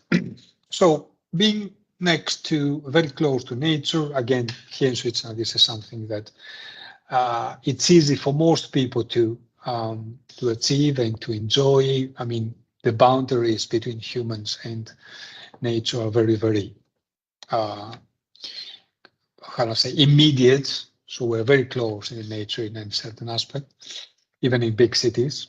We're not far away from a very beautiful natural landscape and setting. Experience the local culture in an authentic way, consume regional products, and again, that will help to extend the experience and stay longer in the destination. Obviously, here I have some photos so as to show you things that happen here in Switzerland, how Swiss tourism is positioned domestically, but also internationally to attract tourism arrivals, but also foreign investment and receipts from foreign tourists. Real people, true stories, bringing sustainable tourism to life. For example, here we see an interesting example of a lady cultivating grapes in a vineyard. You know, the Swiss are producing a very nice wine, red and white and rosé wine, which stays mostly in the country because of the small production. It's not exported that much, but that can create meaningful experience for people who want to experience how wine is produced, here in Switzerland. Later in the PowerPoint, if you want to access my PowerPoint, you can also click on these photos, and this will take you to the links on Swiss Tourism website. Of course, you can see the references at the bottom of the slide. Sustainable gastronomy, and a very diversified portfolio of tourism products, where here I've highlighted the food and wine. You see that we have here Swiss tourism as a focus on some key tourism products ranging from attractions, winter excursions, winter sports, skiing, something that Switzerland is very famous for, city breaks, shopping, obviously, Swiss watches, chocolates, yeah. Obviously, sustainable travel and ecotourism, but food and wine is very, very key in this, a key part of the portfolio of tourism products.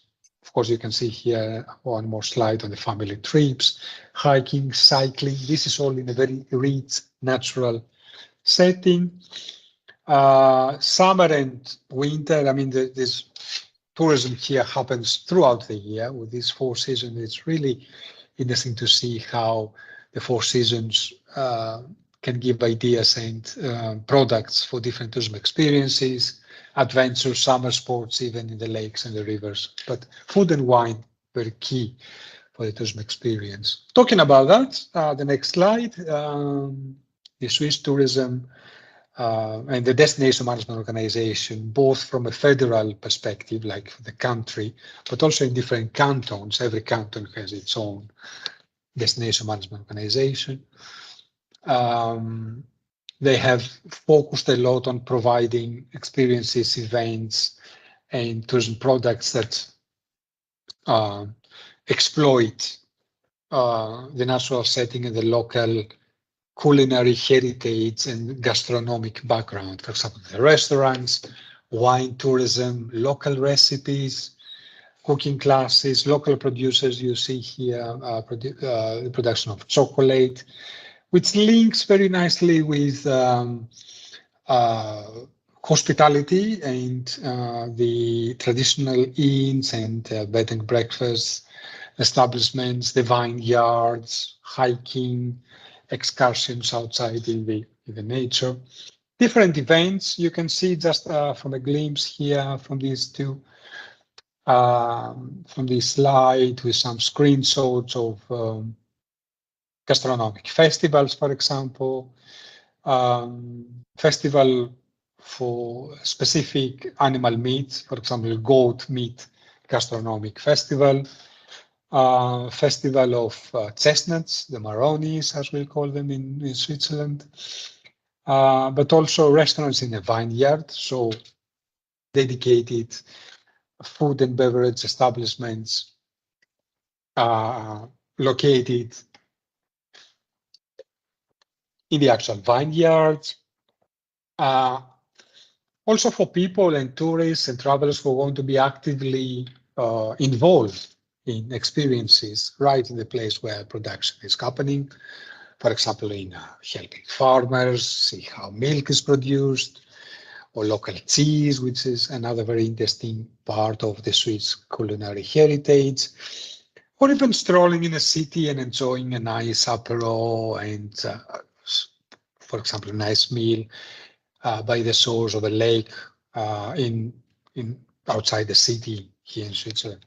So there are many experiences that obviously I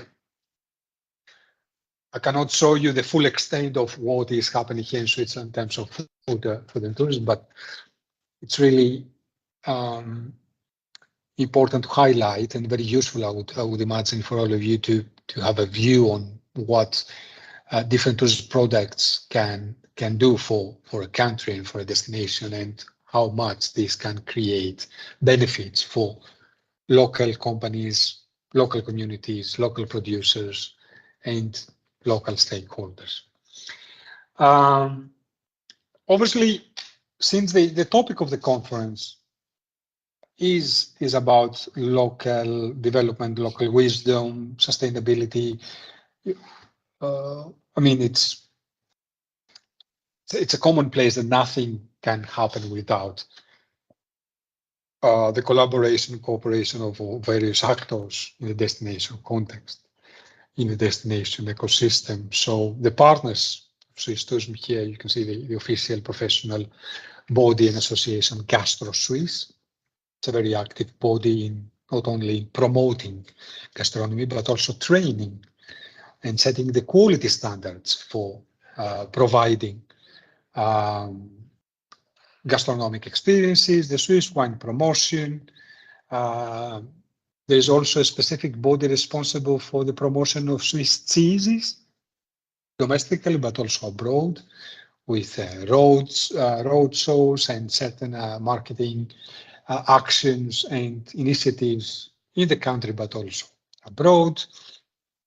Talking about beers, about biscuits, about all different aspects of the culinary heritage of Switzerland. Okay, so the partnerships are very, very important for the success of any initiative, obviously. And before I close my today's presentation and a little bit of a speech, I want to show you two more examples. One is about slow food. Maybe you're already aware about slow food, which is a global initiative started in Italy many years ago, which has obviously expanded to other countries. Slow food has been positioned, and it's actually working towards achieving sustainable futures for tourism destinations.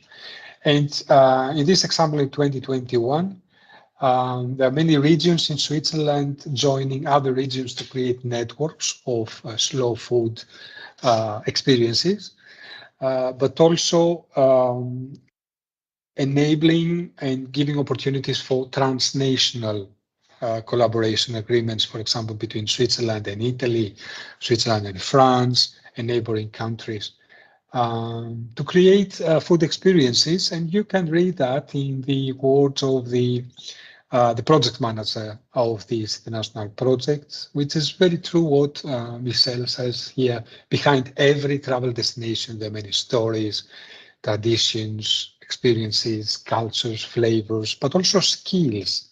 Very, very important here, not to forget the incredible contribution of food tourism to enhance the skills of local people, but also to preserve them.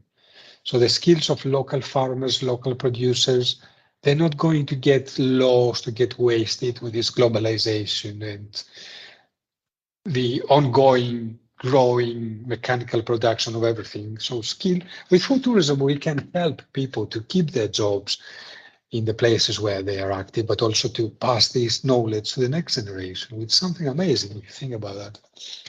So that can help local cultures to flourish, to preserve their identities, and to talk about their culture, to show their culture to the local culture to other people, other places, etc. And we can help, I mean, food tourism can help these places to create synergies with other destinations and for collaborative agreements. Such an idea is this one. The second one I wanted to show you, a very interesting initiative between Switzerland and Italy, bordering countries, obviously, neighboring countries, they're sharing same borders, especially in the south of Switzerland with the Canton Ticino, bordering with a very beautiful area in Italy, Como, and Lake Como, which this started as an excursionist itinerary between Italian and Swiss alpine pastures. Okay, so it was a really interesting project started in 2005 and has laid the foundations for bigger collaboration agreements between even Italy, Switzerland, and France. So that was all about to promote experiences in different settings across the mountains of Switzerland and Italy, and creating synergies and links between producers, let's say with milk, with cheese, with meat, and inviting travelers, but also locals to enjoy the natural setting. And at the end of this project, what was really interesting was the creation of the establishment of a museum of alpine farming, which showcased and demonstrated also professions and jobs of the past and how these were preserved nowadays. So it's really interesting. Another example like this. Just a couple of more slides before I'm concluding today's presentation, which I hope you found interesting. Some key takeaways from this topic, and I hope that I was able to give you a nice overview or an interesting overview at least of what's happening in Switzerland. Culture always, and by all means, a key concept in food tourism and the creation of food tourism experiences. History is very much embedded in the core heart of tourism from a resource point of view, but also from an attraction point of view, because it's a live demonstration of of a place's history, of the history of a place, but also of the culture, creating core products, if you allow me to quote this as a product. Obviously, food tourism can help a lot with the preservation and the valorization of local and regional identities. Could also be, we have seen many interesting examples about entrepreneurship, new business creation, new business development, new product development for local communities, especially in the context of the experience economy, events, and experiential forms of tourism. We should also address the very positive impact that food tourism can bring to local communities, small destinations, going through the negative effects of the COVID pandemic, and now going towards the future of a post-COVID world. So we are becoming more and more resilient. I think food tourism can help those destinations to become more resilient to crises like this in the future, and the lessons we can learn. Not to forget authenticity as a key factor for ensuring success of food tourism, but also the uniqueness of the product and the experience behind it. And last but not least, definitely food tourism can help. I'm going to borrow the words of the conference, can help to exploit local wisdom towards sustainable local food and local value food chains, which can also expand beyond a country's borders to enable and give ideas for transnational or even international collaborations between countries and destinations. With these takeaways, I will close my presentation. I will bring my presentation to an end. This is the references I've used for my background research and to give you the context of Switzerland and the case studies and the practices which I presented here for you. Before I say goodbye to everyone at the 2022 annual ICONHOSTS International Conference on Hospitality and Tourism Studies, I would really like to extend a very warm thank you from all of us here at IMI and from me personally for giving us and myself the opportunity to present this topic in the conference.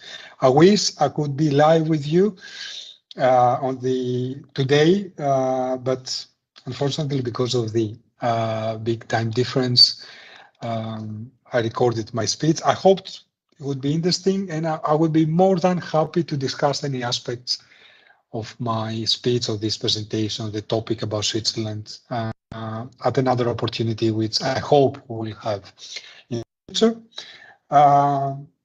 Very big thanks and our gratitude to the University of Merdeka, Malang, East Java, Indonesia, for giving us the opportunity to participate and contribute to the conference. And I wish the organizing committee and all the participants of the conference all the best and the best of success for the outcomes of this international conference. From me and IMI Switzerland, thank you very much, and I wish you all the best and success for the conference. Goodbye. Goodbye, Mr. Ioannis Ifaglo. Give applause to the second speaker from Mr. Ioannis Ifaglo. We have certificate as the sign of the appreciate for Mr. Ioannis. Okay, ladies and gentlemen, just for reminder for participants, all the question and answer will be developed in the end session, and to all of speaker can need to stay tuned, and for all the participants prepare your best discussion. Okay, ladies and gentlemen, the third speakers. Yes, so we continue. We are going to listen to the third speaker, Mr. Wan Hafiz bin Jainal Sukri, PhD. Hello, Mr. Wan Hafiz. Hello. Yes. Assalamualaikum. How are you today? Waalaikumsalam warahmatullahi wabarakatuh. How are you today? I'm doing okay. Thank you very Yes. much. Nice to meet you. Okay, Mr. Hafiz will be to present the material of new wave in food tourism. We are in the right tracks. Okay, time is yours. Okay. And would you like to share screen by yourself or our team? Yes, I can share my screen. Hang on. Okay, please.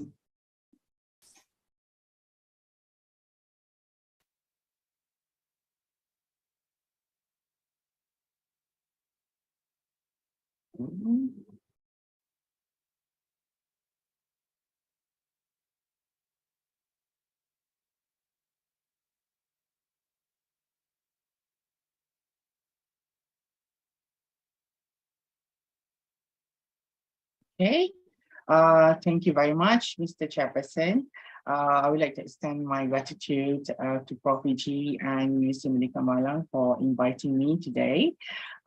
Basically, I would just like to share my experiences with working with food tourism in the UK and in island tourism, and also in Malaysia, and also where we're heading now.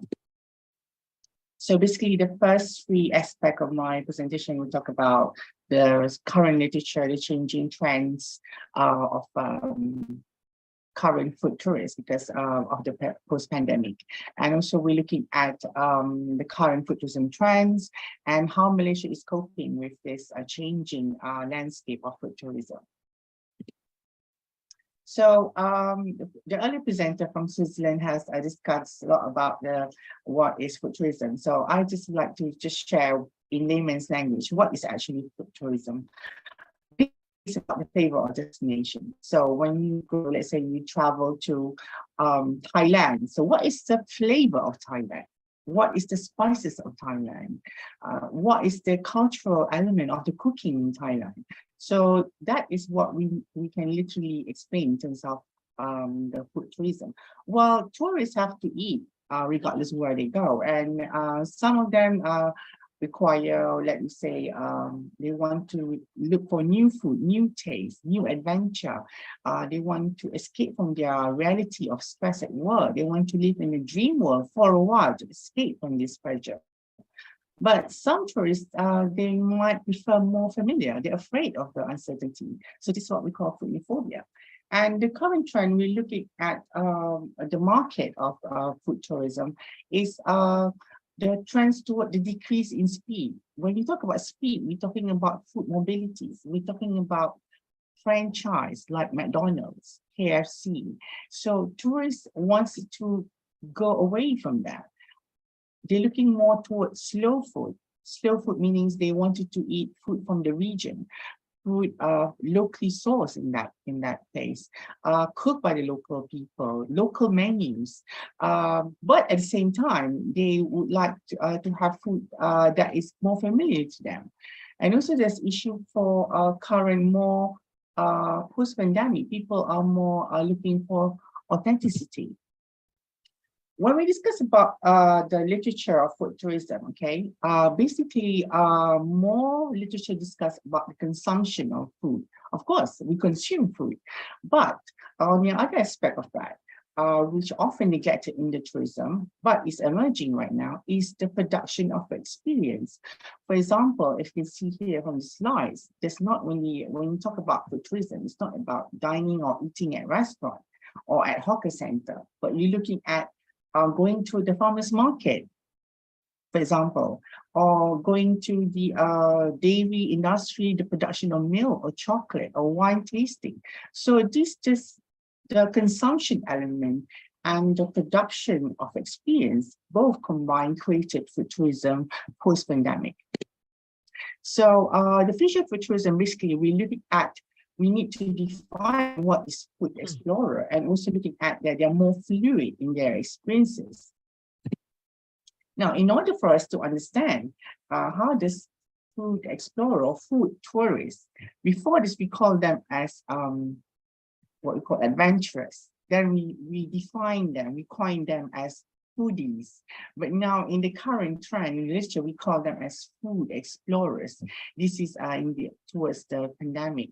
What we're trying to say here is, in order for tourists to venture out, to travel to a specific destination, they need to form some sort of imagery or dreaming about the destination. Dreaming, for example, in order for them to motivate them to travel to a specific destination, let me say an example, Thailand. So they would go and go to various platforms online. They would go and watch Marian's Kitchen on Facebook to see how the Thai food is being cooked. They might also chat in blogs. They might go to Instagram to see how various types of Thai cuisine. They might go and watch Anthony Bourdain's channel on YouTube. So this is in order to form some sort of past experiences with food. This past experience is very important because this is where from the imagination, it translates into reality. And then from this, with this some sort of familiarity with this foreign cuisine, they started to venture out to the local, they start to eat at local Thai restaurant in their country. And then when they are familiar with the food, then it might motivate them to further go and visit to Thailand and eat Thailand or Malay food or Indonesian cuisine in the specific destination. So looking at the various destinations here from food tourism context, they are often discussed separately. The tourist aspect, the food, and also the destination. But post-pandemic, all of this is more fluid. They are more interconnected with each other.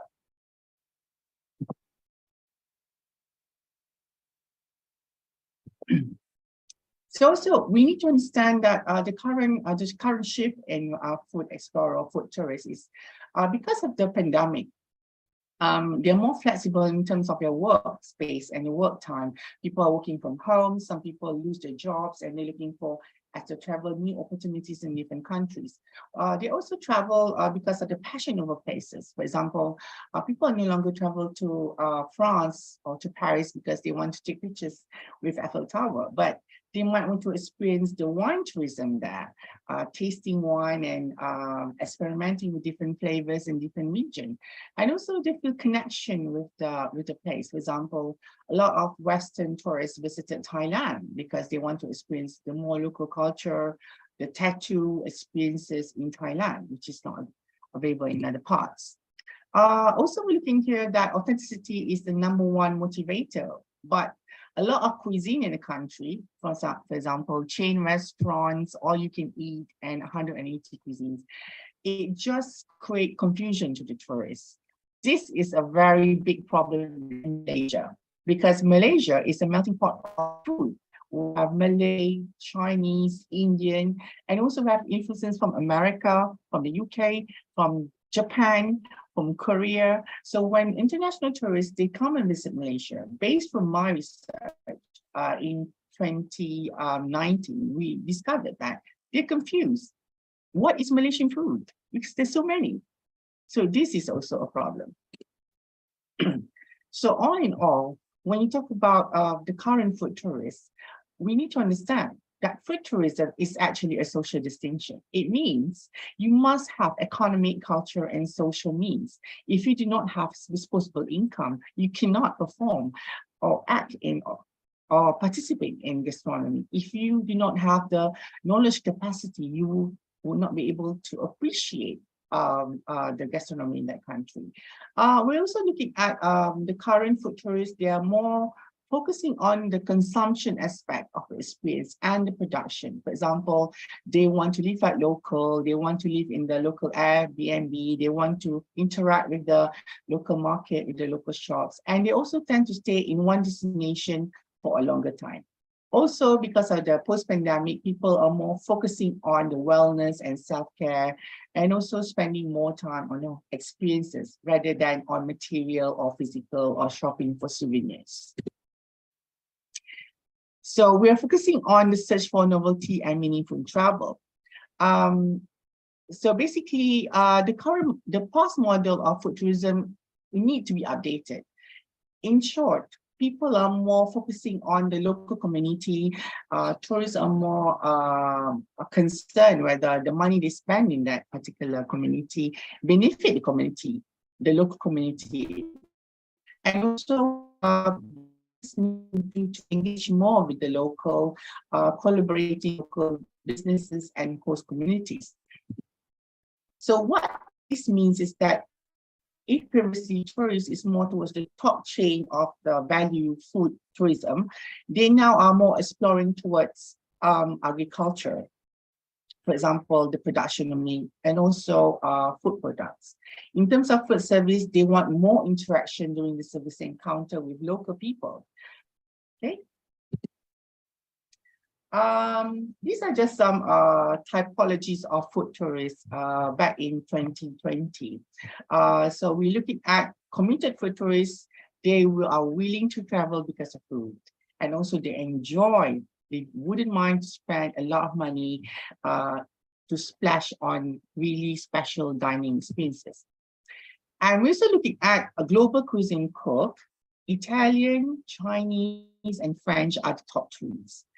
So why this is a competing factor for us in the Southeast Asian? Because it means that the tourism in food tourism aspect, they are more familiar with Italian food, with Chinese food, and French food. So they are able to imagine well they have a better background or more familiar with this kind of cuisine. They are more likely to travel to such destinations. So we have to enhance our image of our food destination. Also, there's a special increase in special diets. So this is increasing trends. People with diabetics, with hypertension, with chronic diseases, they have different demands in food. The demand for halal food and kosher food.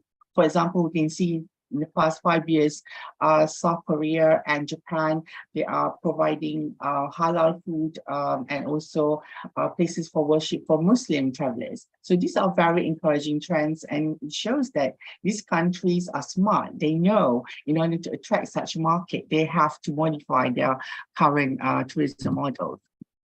Okay, we're also still talking about the changing demographics.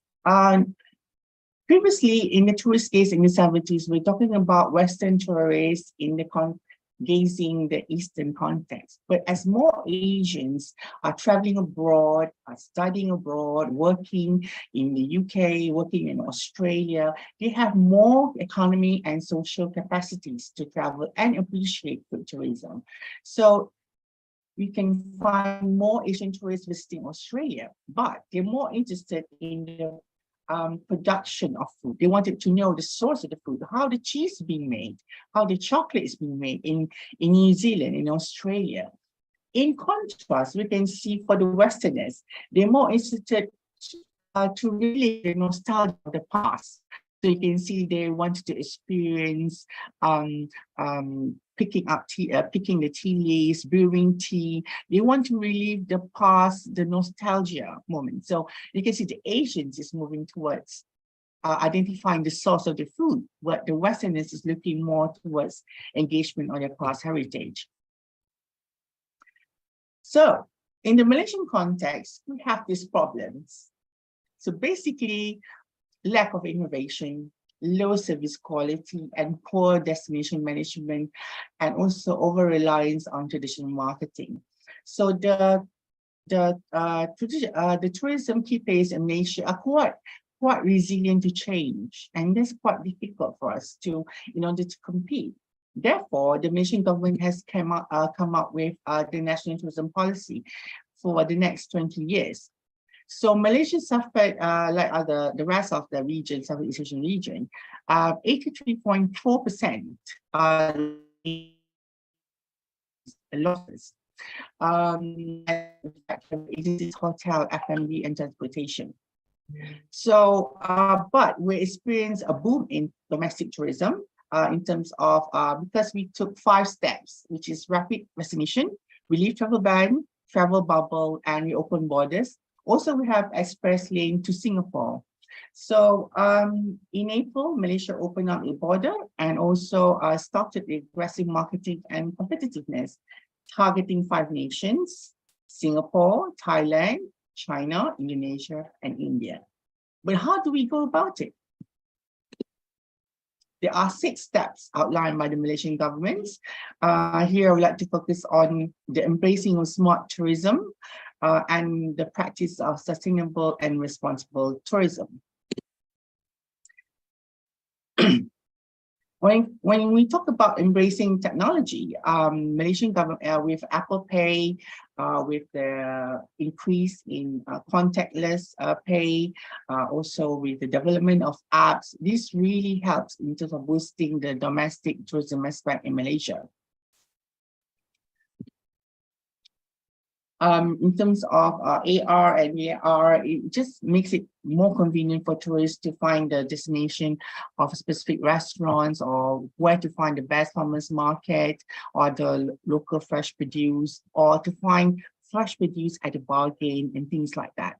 For example, over here in Malaysia, in my state, Terengganu, we are very popular with fish. So tourists can go to AR and find out where is the best fishing village to have the freshest barbecue and things like that. Still on the line of embracing smart tourism, these are the Ministry of Tourism created this website where tourists can find out various attractions and local cuisines from the various states, and also different types of food from Malaysia, Malay, Chinese, ethnic, and Indian cuisine. So tourists can browse around and have a look what does it looks like. And the next steps that the Malaysian government is focusing on, similar with previous earlier presenter in Switzerland, which is looking at the mountain agrotourism. In Malaysia, we're looking at rural agrotourism. For example, in Terengganu, in the state where I'm living now, they understand that there's a gap in terms of tourists are no longer just interested in dining at restaurants. They also wanted to venture out to farmers market. They wanted to go to fruit plantation, okay? For example, durian plantation, and they want to pick their own fruit. This is melon manis Terengganu, which is locally sourced, locally grown in Terengganu, which is the icon of the state. And you can see at the top left there is the logo of, it's actually a turtle, which is iconic to Terengganu state. Tourists can also relive the tea experience in Cameron Highland, where they can brew and pick their own tea, experience the production of tea, and later on enjoy or consume freshly brewed cup of tea, relive the nostalgia of the past in Cameron Highland. And also tourists can participate in the production of chocolate, and also purchase chocolate in the factory barrels. This is the more luxury chocolate, the Harriston. Also, besides agrotourism, Malaysian Ministry of Tourism also looking at the involvement of community. For example, here we have keropok lekor, which is actually fish sausage. Okay, so this is very big in Malaysia. So keropok lekor is only produced here because of the fishing industry. Okay, so this involves community-based tourism, and they hire local people, and tourists can witness their keropok lekor being freshly produced, boiled, fried, and they sold in vacuum packed, fresh, and so forth. And this one is the palm sugar production. So tourists can see how the palm production is being produced locally using traditional methods. This is a popular nasi dagang. Nasi dagang means people traveling from different states. So they used to wrap this glutinous rice with curry that is tuna fish. The tuna is locally sourced from the East Coast. So you can only find this tuna fish in the East Coast part of Malaysia. So this is one of the iconic dishes in my state, Terengganu. And as I mentioned about the focus on agrotourism, the Malaysian government is actually looking at increasing milk production for the country. So we have this project in Integrasi, which I'm aware in Bandung, they have a massive project related to dairy industry. So Malaysia is following suit. But I think for Bandung, they're more towards cheese production. We're more towards milk production, okay? So this is the next plan for the next 20 years for Malaysia. And also we have Sata. I'm sure this looks a bit weird to you, but it's actually like fish pate. So we eat a lot of fish here in this part of the country. So it's actually a ground fish with coconut, and it's wrapped in banana leaf, and it's grilled in front of the customer, so the tourists can experience the local food. There's no additive or anything like that. Everything is locally sourced. So this is part of the slow food that we're discussing about, and also employing local people who don't have job because of the pandemic, and for them to do what they know best and to promote this part of the region. So I think it's actually quite smart. As a conclusion, we can say that the strategic direction for Malaysia for the next 20 years when it comes to tourism and food tourism in general is for stronger public-private sector partnership, and also to embrace a smart tourism and in line with the sustainable and inclusive development of UN SDGs. In short, if you want for tourists to imagine our destination, to go to travel to and consume our products, we must go to the basic of it, which is how tourists imagine our food and our destination. With that, I invite you to Terengganu in Malaysia.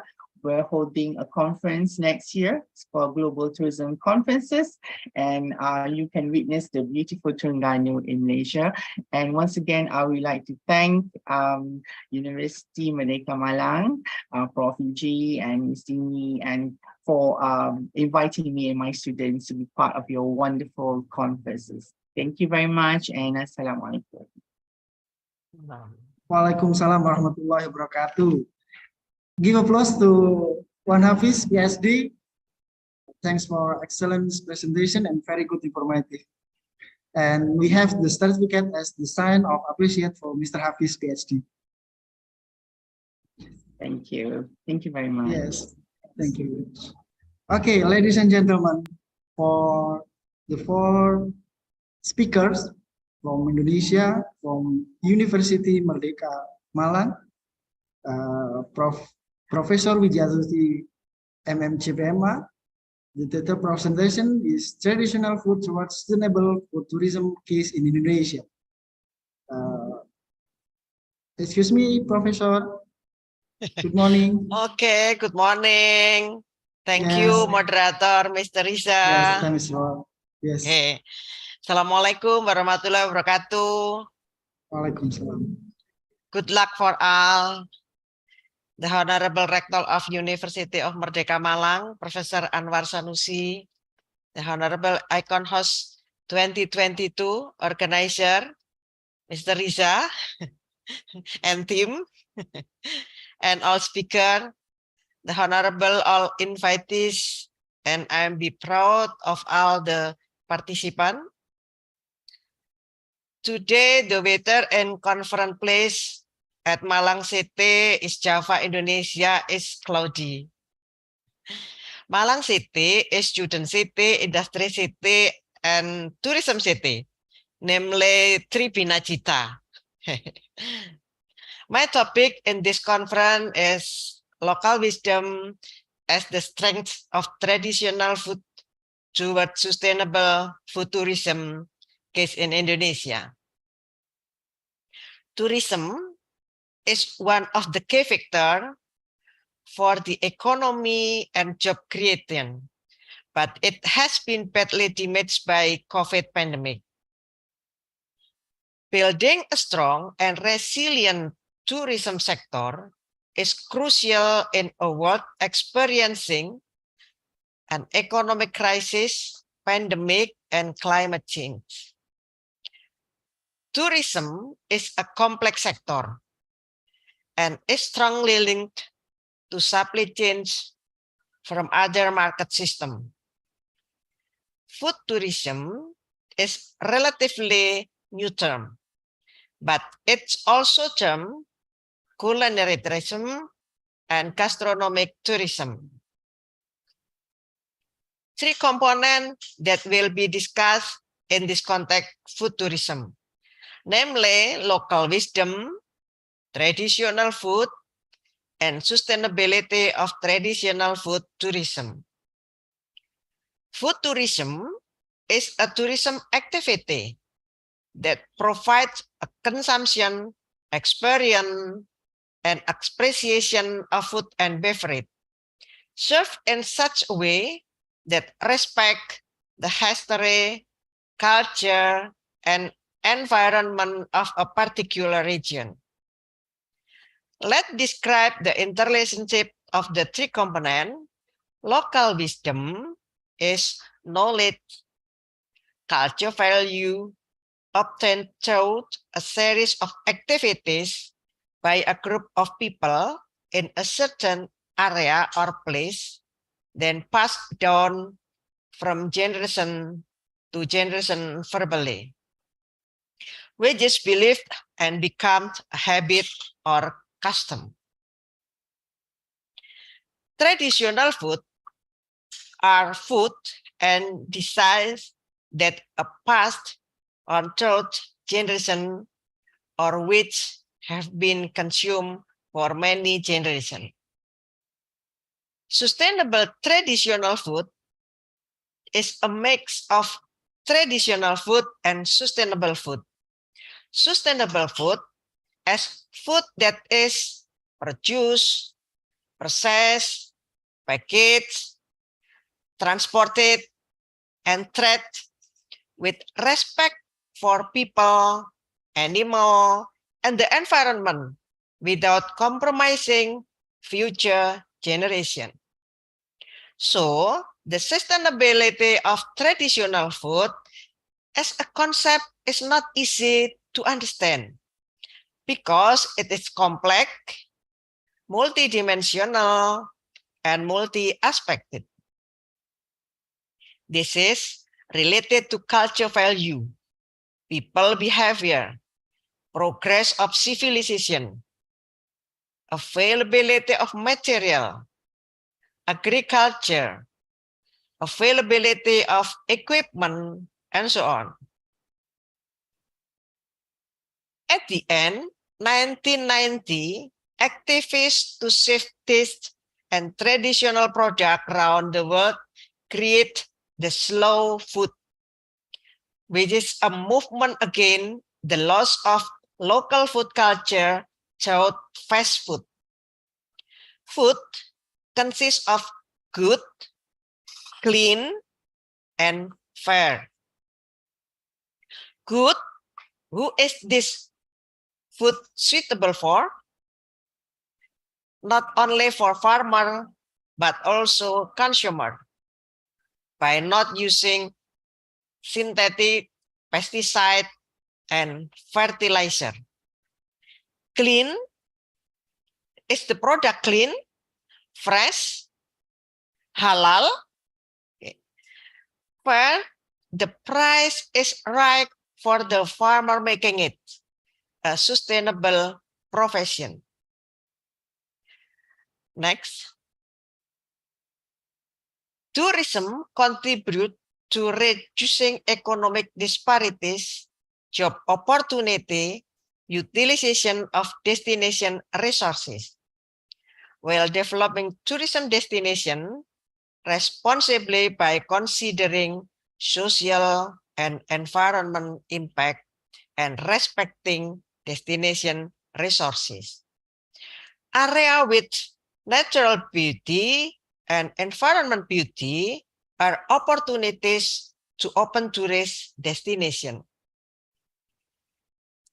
Tourists on a tour need transportation, accommodation, and attraction and an effort to fulfill their desire to see, to do, to buy at the destination as a form for tourist experience.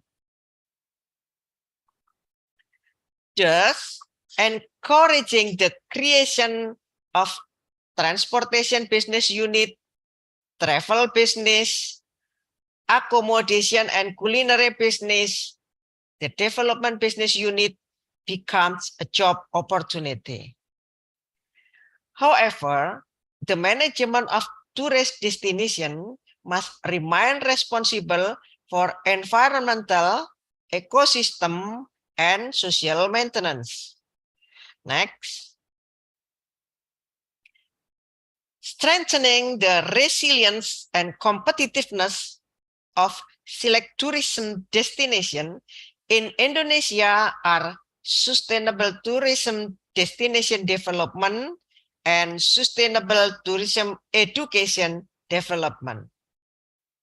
Sustainable tourism in management and development can be described as natural, historical, culture, and other resources are conserved for sustainable use in the future and can provide benefit to society to do. Tourism development is planned and managed in such a way that it doesn't risk serious environmental and social culture damage in tourism area. The culture and nature around which are passed down from generation to generation are local wisdom and can be very valuable and attract the attention of tourists because the content value and knowledge about the destination. Food is a sustainable part of a tourist destination. In particular, local food as part of a tourist experience can contribute to tourist destination loyalty, as a memorable experience will encourage revisit intention. Fast food as an example of modern food consumption style has an impact on, first, the livelihood of small farmers are collapsing. Second, industrial-based livestock, in example, raising livestock by injection. Third, farming with pesticides so that ecosystems are disturbed. Four, endangering human health and local wisdom. Next, culinary can be a weapon in introducing the culture and branding of a country. Branding a country, commonly known as gastro diplomacy or gastronomy and diplomacy. For example, Indonesian state guests are treated to Indonesian specialties such as fried rice, satay, soto, bubur, or porridge. Utilizing culinary as one of the attractions should be a weapon of Indonesia, considering that the archipelago is a home of various ethnic groups and each ethnic group has its own type of culinary. The culinary potential in Indonesia is very high. With a population of more than 2,050 million people, all of them have the potential to consume food. Thousands of ethnic in the United States of Indonesia each have their own special culinary about how to process and consume. Therefore, increasing the knowledge and love of local food is an obligation of all Indonesian citizens.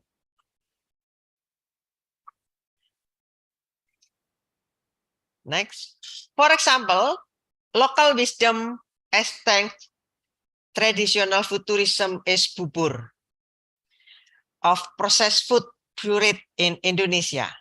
Next. Puree is the name of regional food that can be found in tourist destinations. Generally, puree is eaten in the morning. Each region in Indonesia has its own unique puree in naming, processing method, and meaning. Puree is a native food of the archipelago Indonesia, is a symbol of simplicity because the ingredients to make it come from the environment processed in a simple way. Usually served on banana leaves picked in the yard and are enjoyed with banana leaves as a base and a tablespoon. Puree in Javanese is called jenang, a traditional food that is not trapped in social caste, from the royal family, the aristocrat, until the community below, they all eat jenang for consumption and as offering. The name of puree in each region in Indonesia, example, bubur sumsum from Yogyakarta, bubur tinutuan or bubur Manado from Manado, North Sulawesi, bubur lemu from Solo, Central Java, bubur suro from East Java, Bubur 7 rupa called bubur 7 color from Central Java. Bubur ase from Betawi, Jakarta. Bubur Mangol from ethnic Madura, East Java. Bubur ayam, chicken porridge from Sukabumi, West Java. Bubur gunting from Singkawang, West Kalimantan. Bubur papeda from Papua. Have ever consumed one of Indonesian porridge? Okay, someday you must to try bubur in Indonesia. Okay. Sustainable traditional food with local wisdom. Example illustration of bubur sumsum. Bubur sumsum from Yogyakarta is a traditional dish made from rice flour and enjoyed with a brown sugar or palm sugar sauce. The culture of it, bubur sumsum, is made as part of a traditional ritual to express gratitude and thanksgiving. Usually distribute to neighbors as an expression of togetherness in Indonesia, namely gotong royong. The philosophy of bubur sumsum symbolizes one, equality, because this dish is prepared to be consumed by everyone, happy and grateful people without exception. To symbolize happiness and gratitude can be obtained from simple and inexpensive things because they are made from simple ingredients but are still delicious and can be enjoyed by all people.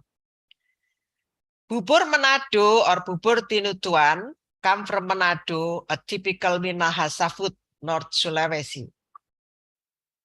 The philosophy that describes the situation and condition of the people of North Sulawesi, tolerant between religious communities, is very high. Culturally and historically, during the Dutch colonial era, the population economic was very low, making it difficult to meet the food needs of the family. Creatively using a variety of vegetable and sweet potatoes, but forming delicious, nutritious, and healthy taste. Lemu puret come from Solo, Central Java.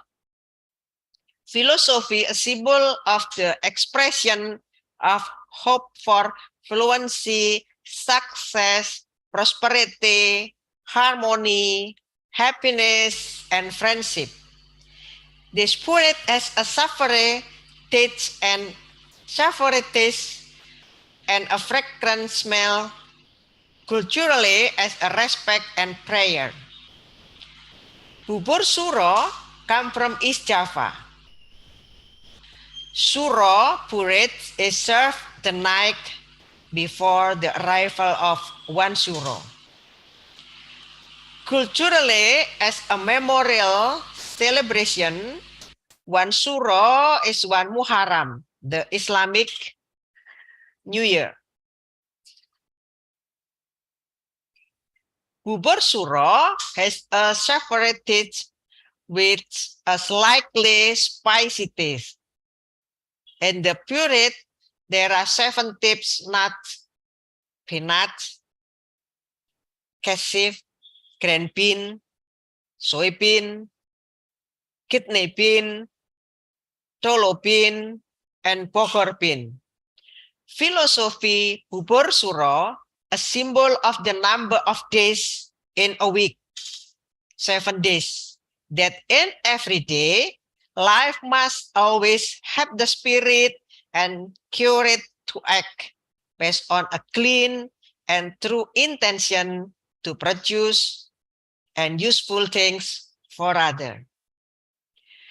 Bubur 7 rupa or bubur 7 color in Java The philosophy of seven color means at the alimekti to give help, protection, convenience, safety, happiness, smooth business, generosity of sustenance, and blessing. Culturally, the sweet tasting purit is widely served in the Islamic fasting moon, Saum Ramadan, Ramadan fasting. An event such as celebration, birthday, children starting to work, wedding, graduation, another.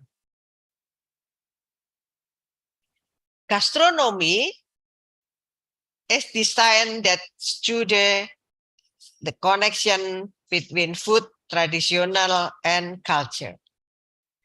Creating sustainable tourism competitive is next.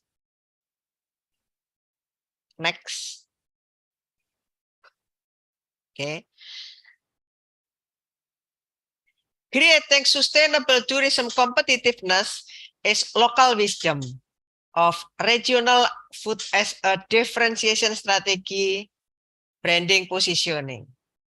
Local wisdom is part of the community culture that is applied from generation to generation.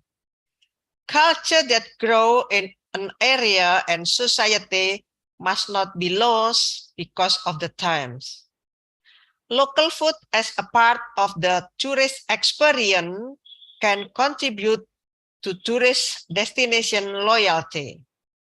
The value-based tourism activities of local wisdom are expected to balance globalization, which often result in the East with wise outside culture are incompatible with the value order in a region. Preservation and culture through tourism can be an effort to increase culture resilience. Okay, thank you for your attention. Happy and healthy for all. May I deliver a poem, moderator, Mr. Riza? Yes, of course, Prof. Okay, go to turn by Raisin. Okay, so that cakep. is handsome. Handsome. Handsome. So that is my presentation, hopefully usefulness. Thank you. Thank you. Give applause to Professor Wijasuti. Very interesting. If we want to talk about bubur, we can will eat ya. Bubur. Okay. Thank you for information, Professor. And then the last but not ending speaker from Sefragil. Sefragil Imam Wibowo, representative of Indonesia, Chef Indonesia Association. The title presentation, Indonesia Sustainable Tourism in Indonesian Gastronomy. Chef, how are you today, Chef? Hello, I'm fine. How are Yes. you, Mr. Riza? Yes, I'm Hopefully fine. everything Yes. is good. How about my Yes, voice nice there? to meet you. Yes, pardon? Is my voice clear over there? Yes, clear, Okay. Chef. Thank Okay, you. time is yours, Chef. Okay. Would you like to share screen by yourself or our team? I'll try to share with from my sides. Let me Okay. try first. Hopefully it's going to Yes. be, sorry. Okay, time is yours, Chef. Okay, thank you. Hold on. Yeah. Okay, I think the presentation is gonna, I cannot share from my side. Is that possible to share from the committee there? Okay, will not. Will be our team. Yeah, thank you. Assalamualaikum warahmatullahi wabarakatuh. Thank you for University Merdeka Malang that invite us from Indonesian Chef Association to give some presentation. And from my side, the presentation is more to how to start the gastronomy tourism in Indonesia. Because actually in Indonesia, we still have some difficulty for promote our gastronomy through the tourists that coming to our country. So next presentation, please. Okay, so actually what kind of gastronomy that should be presented to the tourists who coming to Indonesia? There is some research that I did to some tourists that are coming to our restaurant and or our friend tourists. There is all the food that should be for gastronomy tourism is actually should have the story behind each food, because the food normally the tourist asking, we should have the story about the food, because if the food not so interesting, maybe the tourist is also not interested in the food. And beside the food, we should also have the unique location of the food stall or even the food itself. Or we should also have some specialty for that food. For example, like in Bali, we have a lot of Balinese food, but the most famous one is the bebek betutu, because the way they cook the bebek betutu have the long story behind the bebek betutu itself, and that thing is become more interesting for the people who coming outside from Bali. And we also have the unique and interesting presentation for the food, like like a sample from the bebek betutu is the presentation is very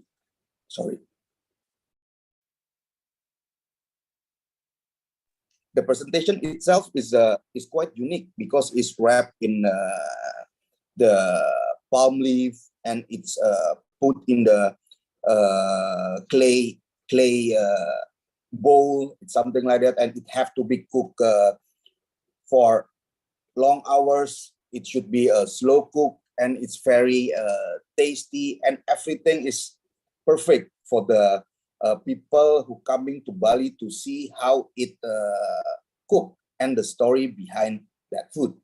Okay, next presentation.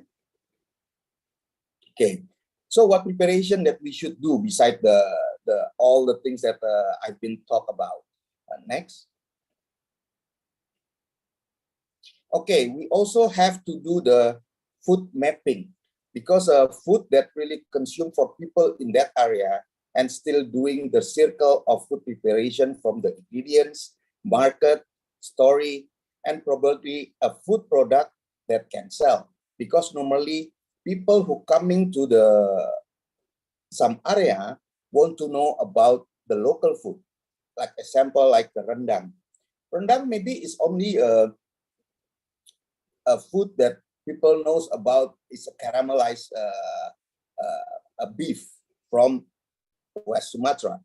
But if we can see how many kind of rendang in food in West Sumatra, it's gonna be interesting, because even in West Sumatra we have so many kind of rendang, and that the story of rendang. Like in here, there is some illustration about the rendang.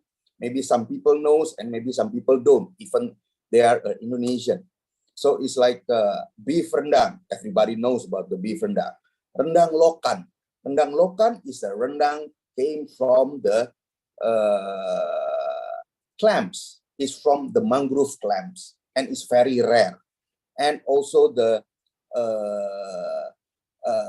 galamansi. Galamansi is also like cake, but the way they cook it is like rendang, because actually rendang is not the name of the food.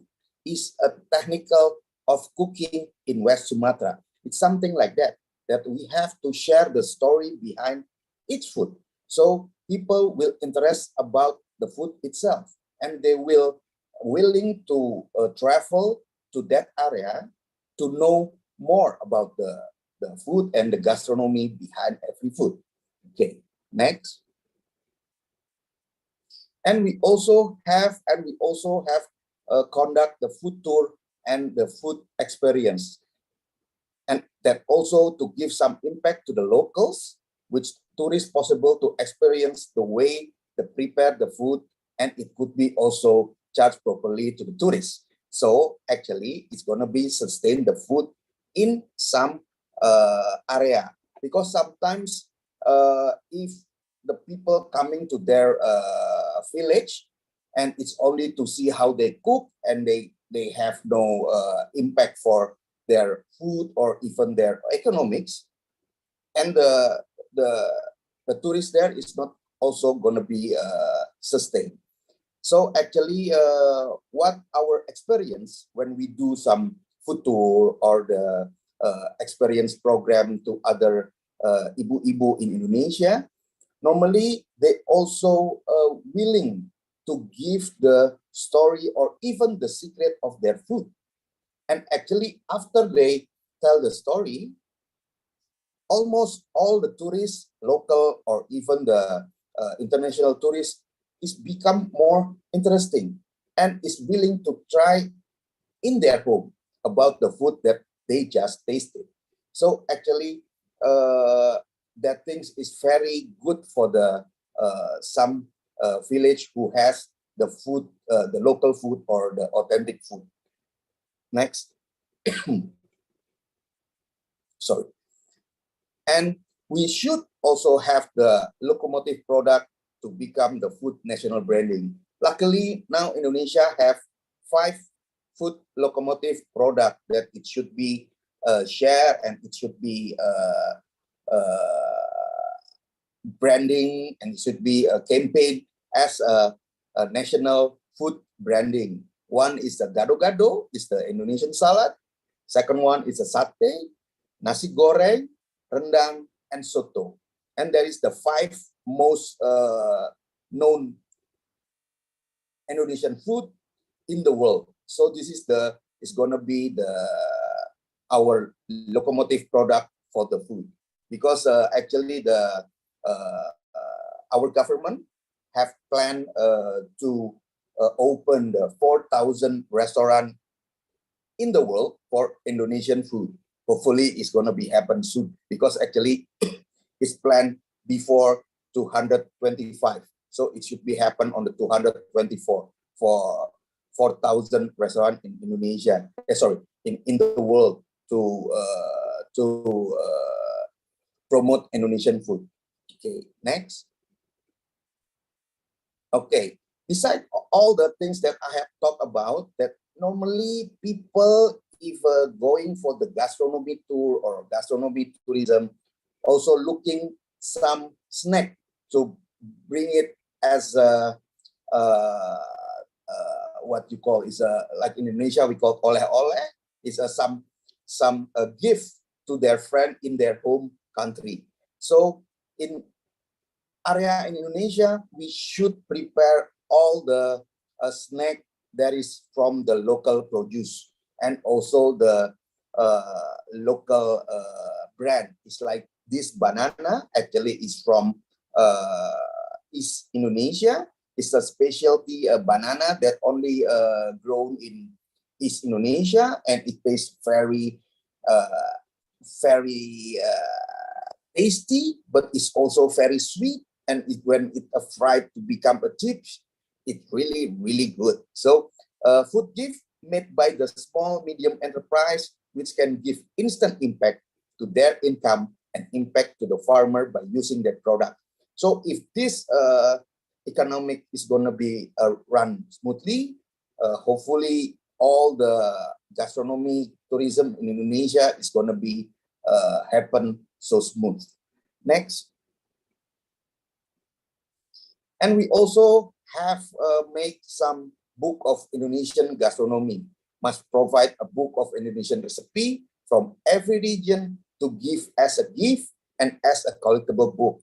Because like we know, before Indonesian is not really have cookbook.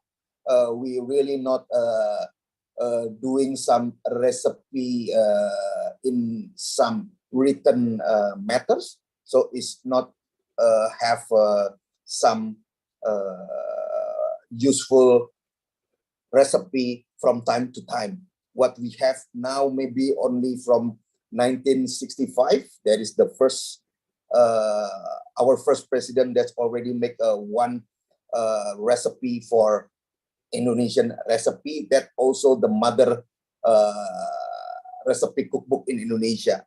Almost all the cookbook in Indonesia based on that book. So that is very, very important for Indonesia. But now, luckily, a lot of the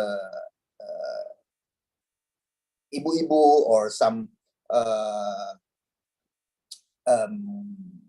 local chef doing some recipe and put in the internet. So at least we also have some recipe that is already written through the internet. But one thing for sure, we have also still testing all the recipe, not just believe to the recipe. Next. Okay, we also have to highlight all the Indonesian ingredients and to give some knowledge about the ingredients. And we should have some food photograph or even the illustration about some unique ingredients in Indonesia. Like this one, actually, the Indonesian Culinary Journey book is made by the Tourism Minister of Indonesia when they have dinner in Cambodia. So what we brought the food is about the Indonesian culinary journey. We introduce some andaliman pepper, some tempe, some emping, some kue-kue or some kenari, and we also give some kerupuk and all the things. So we tell the story about all the ingredients, and this one is to make the people who read it is very interesting to the food, and they will coming to Indonesia to try some more about the ingredients in Indonesian food. Okay, next. Okay, next. It's okay, this one. Okay, or even we should have some video of the culinary journey of Indonesia, so that also make a better way, because now the generation of millennials really like about the visual. That's why the Minister of Tourism is also doing some food video for a lot of Indonesian food. That's hopefully is going to be make some impact, that lot of tourism from around the world is going to be coming to Indonesia to try the Indonesian gastronomy. Next. Food makes travel so exceptional because you get to taste what it's actually supposed to taste like.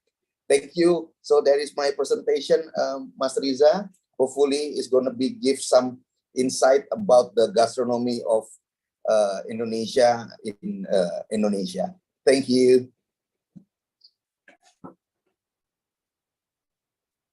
Thank you, Chef Ragil. Wow, excited. Very informative and good presentation. Give applause to Chef Ragil. And then we have the certificate as the sign of appreciate for Chef Ragil, one of celebrity chef in Indonesia. Thank you very much for giving information and interesting, Chef Ragil. Thank you. Okay, ladies. Yes. Okay, ladies, gentlemen. Now we are come to question and answer session. This session, well, when I read the chat room, there are many questions, but I will choose the question in the chat room. Before that, don't forget to mention your name and institution. Okay, for the first question, for Professor Lianki from Mr. Ruli and Mrs. Nani, asking about how the condition of China food tourism after the pandemic and how China government set a safety food tourism. And then the second, the question for Professor Wiji from Mr. Gilang asking about are food tourism, culinary tourism, gastronomy, and gastronomy diplomacy the same? And the third is for Mr. Hafiz from Mrs. Erlike asking about how Malay tourism government maintain access of local food between complex trips, condition, and agriculture. And then the last for Sefragil from Alwin from Sulawesi. Samde rendang was the first nation dish in the world best food. The question is how to the original Indonesia food to the best nation dish next. So are you ready to answer the speaker? For the first is for Professor Liwianki. It's yours. I'm here. Yes. The question is how the condition of China food tourism after this pandemic and how the China government or Beijing government set safety food tourism. Time is yours. For this question, I'm not sure my answer is right or not, but I think in this kind of restaurant for immense restaurant and opened a lot in Beijing, Shanghai, and Jinan, and this kind of city. And this question, he mean the city of Jinan? No, Beijing. Beijing, right? It is. Yes. Yes. Yes. Yes. I think in Beijing, especially for the year of maybe from last year, and this kind of restaurant opened very a lot of this kind of restaurant opened because I think people couldn't go outside of China. Maybe we should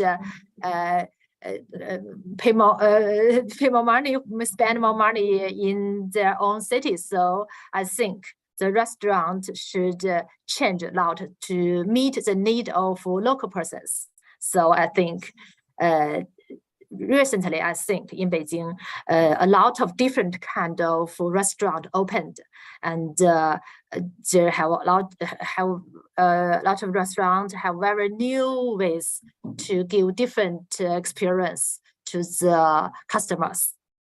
Thank you very much.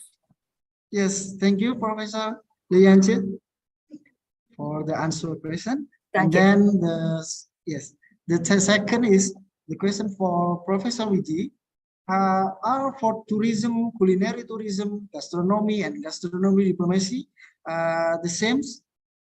Time is yours, Professor. Excuse me, mute, Professor. Okay. Okay, thank you for your question. Food tourism, culinary tourism, gastronomy, and gastro diplomacy not the same. Food tourism is a tourism activity that provides a consumption experience and appreciation of food and beverage, served in such a way that respect the history, culture, and environment of a particular region. For example, food, eat strawberry, eat chocolate. Okay. Culinary tourism is the focus on food as an attraction for exploration, and a destination for tourism include unique and memorable eating or drinking experience. For example, enjoying fried duck at a cafe restaurant in the rice field, or strawberry farm tour and education about cooking strawberry. It's culinary tourism. Gastronomy is the science that studies the connection between food, tradition, and culture of a certain region or area. For example, a pureed 7 color produced with given different color. Selected bread color usually prepare for birthday celebration, wedding celebration. Gastro diplomacy as a form of diplomacy to position the country brand by introducing its culinary culture. For example, a form of diplomacy to position the country brand by introducing its culinary culture. In Japan, guests give a cup of tea and the procedure for serving and drinking it. So, not same. Thank you. Thank you, Prof. The answer is good answer. And then the third is from Mrs. Herlike for Mr. Hafiz, PhD. How Malaysia tourism government maintain existence of local food between complex rivers, condition, and agriculture?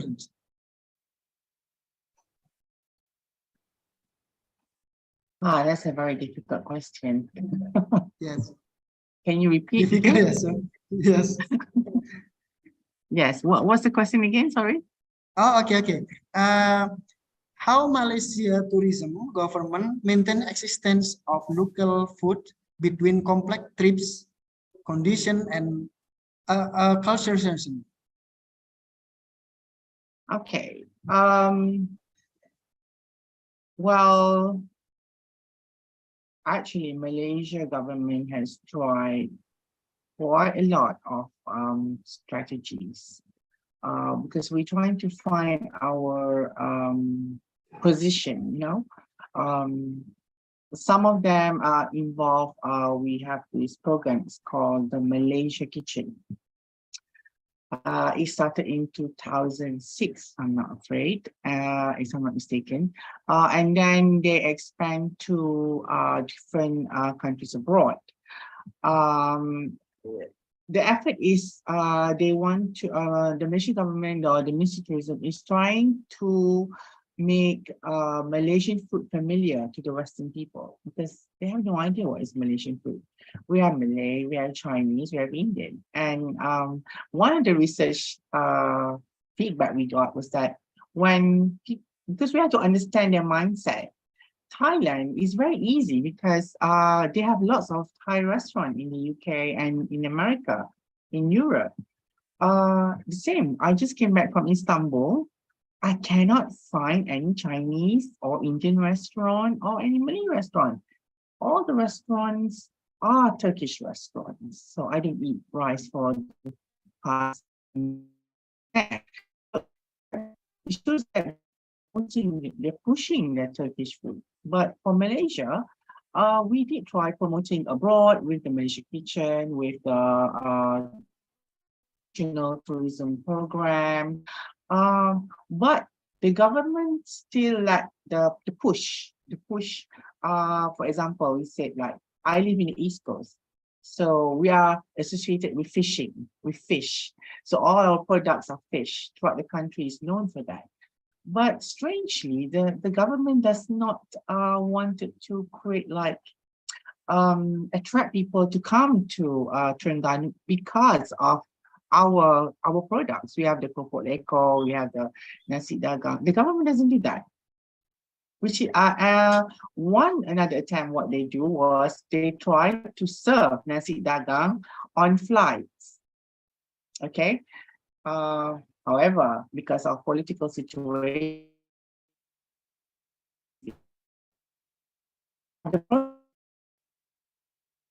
so the impact, we did not benefit from the food tourism.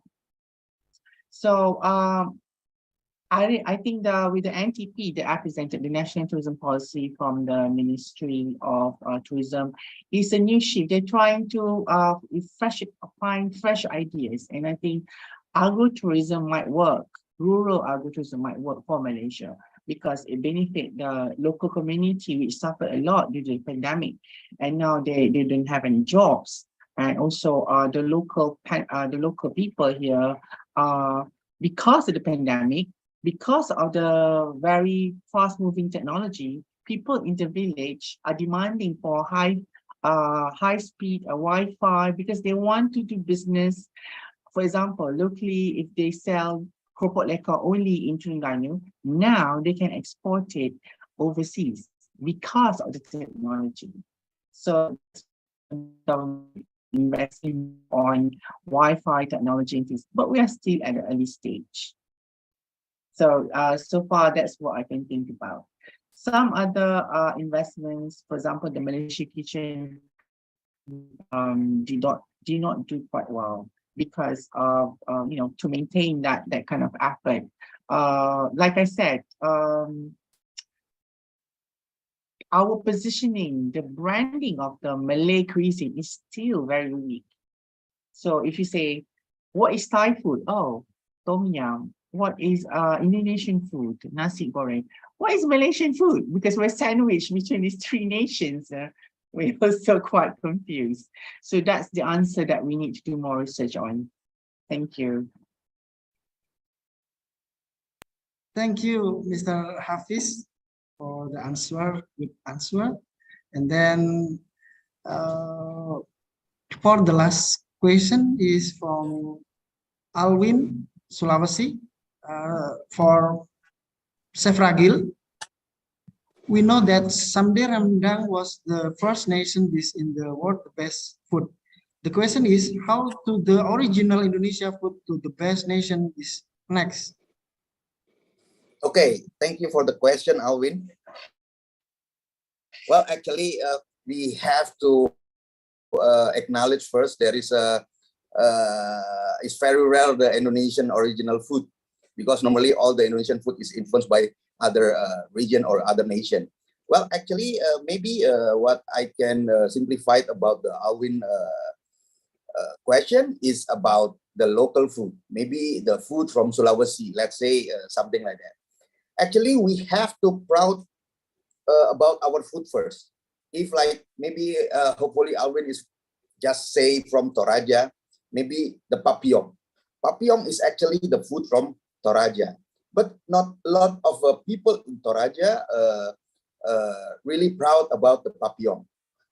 That's is quite the matter. But actually, we have to proud first about the food that our local food. When we proud about our local food, normally when people outside from our region coming, we will serve as our proudness of the food. When the people coming, they see and they taste the food, and they will impress about the food. They will tell the story about the food. So beside the proudness of the food, we should have the story about the food. When the people coming from outside the region or outside from that place, the local people will tell the story. When the people love the story and love the food, they will spread around the food to coming back from their to their home country or their city, and that things is become more known and more famous about the food, and a lot of people will try about the food, and a lot of the people in the Indonesia knows about the food, and later on, yeah, this is not a short time. Normally, from the zero to become known about the food, maybe around 5 years, at least 5 years. So that the path to make the food become more knowledgeable to other place beside their original place of that food. And the good things, if the food more sellable, is the food is sell in everywhere, or even the local food is a lot of do some business or what you call is like Padang people. Why the rendang is so famous? Actually, because a lot of restaurant Padang in the world, not only in Indonesia, they have a lot of the restaurant Padang. That's why the rendang it become more sellable or more known than other food in Indonesia, because there is a lot of restaurant Padang in Indonesia is opened by the Padang people. That's the way how to make the people become more easier to know. So that is the path actually. At least 5 years to make the people from unknown to become quite famous. That's my answer. Hopefully it's going to be answer your question, Alwin. Thank you. Thank you, Sevragil. Respect for the answer. Okay, ladies and gentlemen, I'm very respect to the answer of our speaker because very clearly and then informative. Now it's time to finally come to the end of this conference. Before I close the conference, I would like to the conclusion from the speaker has presented. From Mrs. Liu, immersive restaurant can be new attraction tourism. One of is holographic restaurant, one of innovation. Culture, performing art, and project technology can create good. Catering reform is inevitable trend and development of times. Only by adapting to various needs and constantly expanding and innovation can it adapt to development of the times. Innovation, catering, and tourism product will be a new growth point and the future tourism industry. And from Mrs. Iwanis Ifajlo, how do you define tourism with the current trend from the literature of as well as from the industry? How does Swiss tourism look at food tourism and which are the key direction for the future? Local food system can fuel the rural community economic development and sustainable growth. Food tourism can help people, local and visitor like to get back basic learning, new skill, explore their identities and culture, and enable human capital to appreciate for well-being. From Dr. Hafiz, strategic direction for Malaysia, public-private sector partnership, embrace digitalization, smart tourism, sustainable, inclusive development, UNSDG, and then tourism experience will food, consumership post-COVID-19, food tourism in light modernity, food tourism current trend, Malaysia next step and strategy direction 2030. From Professor Dr. Wijastuti, traditional food culinary tourism is one of tourism attraction that strengthens the resilience and competitiveness of tourism in Indonesia because traditional food contains the unique values of local wisdom. And the second, for food tourism consists of three components: local wisdom, traditional food, and sustainability of traditional food tourism. The sustainable of traditional food concept is not easy to understand because it's complex, multidimensional, and multi-aspect. This is related to cultural value as trusted local wisdom, community, behavior, civilization, availability of material, agriculture, availability of equipment, economy, environment, and so on.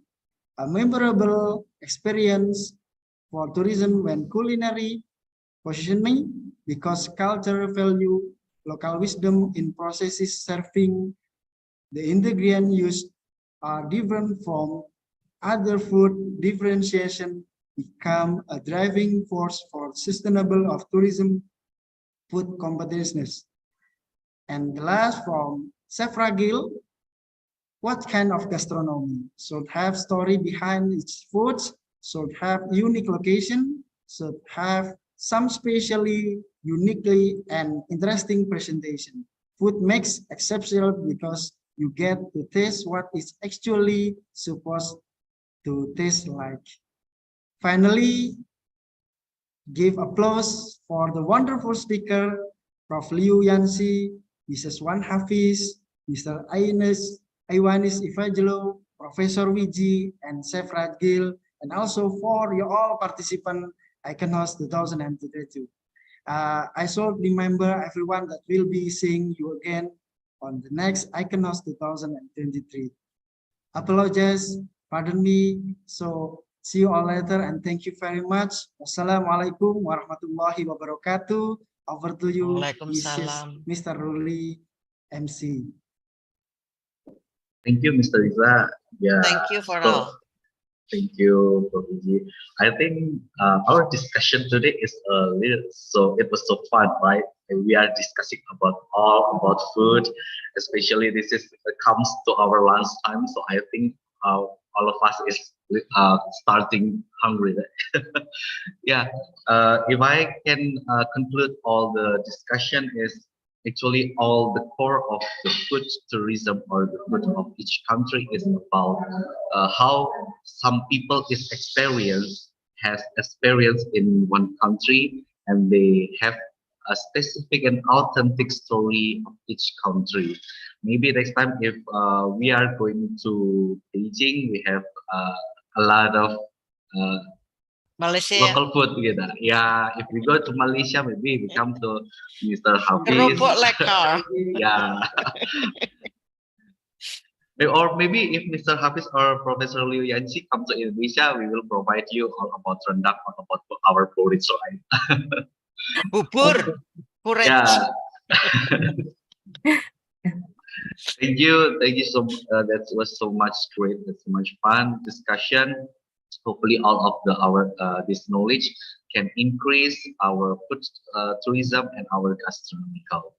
For me, I'm as the master of ceremony. I do apologize if I have mistaken, and I would like to thank you to all of the supporting team from Merdeka University, and then from School of Tourism Art from Beijing, and then International Management Institute of Switzerland, University Malaysia Terengganu, and then Indonesian Chef Association. For all the participants, I would like to remembering you that the participant attendance list is going in chat box. So please kindly to fill it, because this is our basis mechanism to share the certificate and materials. But before we close, I think we can take a photo in this Zoom platform, right? Okay, my team from IT, can you arrange for the taking picture? So please, all the participant is turn on the camera. Mr. Hafiz, Mrs. Liu Yanxi, Mr. Agil. Okay, I count in 3. 1, 2, 3. Okay. For next slide, again. 1, 2, 3. The next slide. 1, 2, 3. Yeah. Okay. That's all from IT. Is it good? Okay, yeah, that's good. Thank you. Yeah. Once again, I would like to thank you to all the speakers, Professor Liu Yanxi, Mr. Wan Hafiz. Hopefully see you around.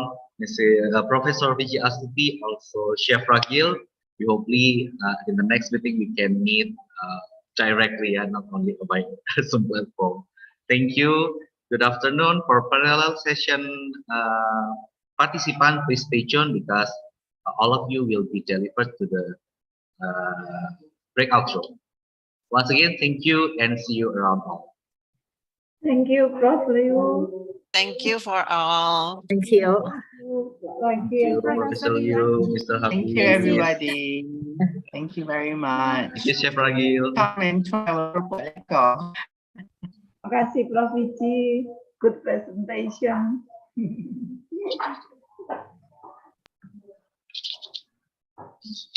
So for poll paper session participant, I have some of information that please going to your breakout room that has been shared by our team, and then please prepare your presentation PowerPoint, maximum 5 sheets, and each of the participant of parallel session will be provided maximum 10 minutes of presentation. Thank you. Thank you, Prof. Liu. See you around.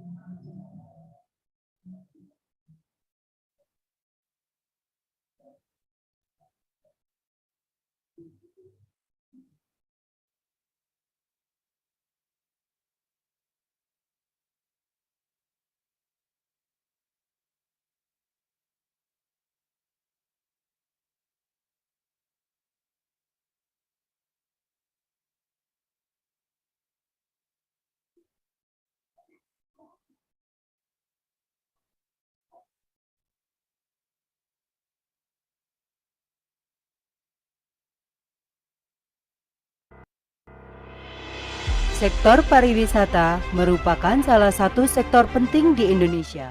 Selain didukung dengan potensi keanekaragaman pariwisata Indonesia yang sangat kaya dan beragam, dalam perkembangannya, sektor pariwisata juga memberikan kontribusi besar terhadap pendapatan negara. Tentunya, hal tersebut memerlukan tata kelola kepariwisataan yang baik, baik dari segi sumber daya manusia maupun manajemennya. Universitas Merdeka Malang, salah satu universitas swasta unggul yang terletak di Kota Malang, Jawa Timur, berkomitmen membina anak bangsa menjadi generasi unggul dengan mempersiapkan program-program pendidikan terbaik, salah satunya program Diploma Pariwisata.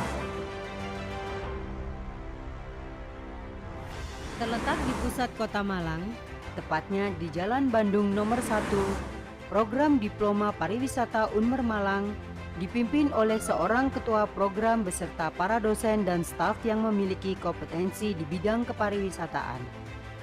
Dengan visi menjadi program diploma kepariwisataan terkemuka dalam pengembangan sumber daya manusia yang berjiwa wirausaha pada skala nasional dan internasional, program Diploma Pariwisata selalu berkomitmen memberikan pelayanan pendidikan yang sesuai dengan kurikulum terkini. Harapannya dapat melahirkan lulusan-lulusan yang berkompeten baik teori maupun praktek kepariwisataan berjiwa wirausaha. Program Diploma Kepariwisataan memiliki program D3 dan D4. Program D3 memiliki 2 program studi, yaitu perhotelan dan perjalanan wisata, dengan perbandingan 70% praktek dan 30% teori. Program Diploma 4 memiliki 1 program studi, yaitu destinasi wisata, dengan perbandingan 70% praktek dan 30% teori.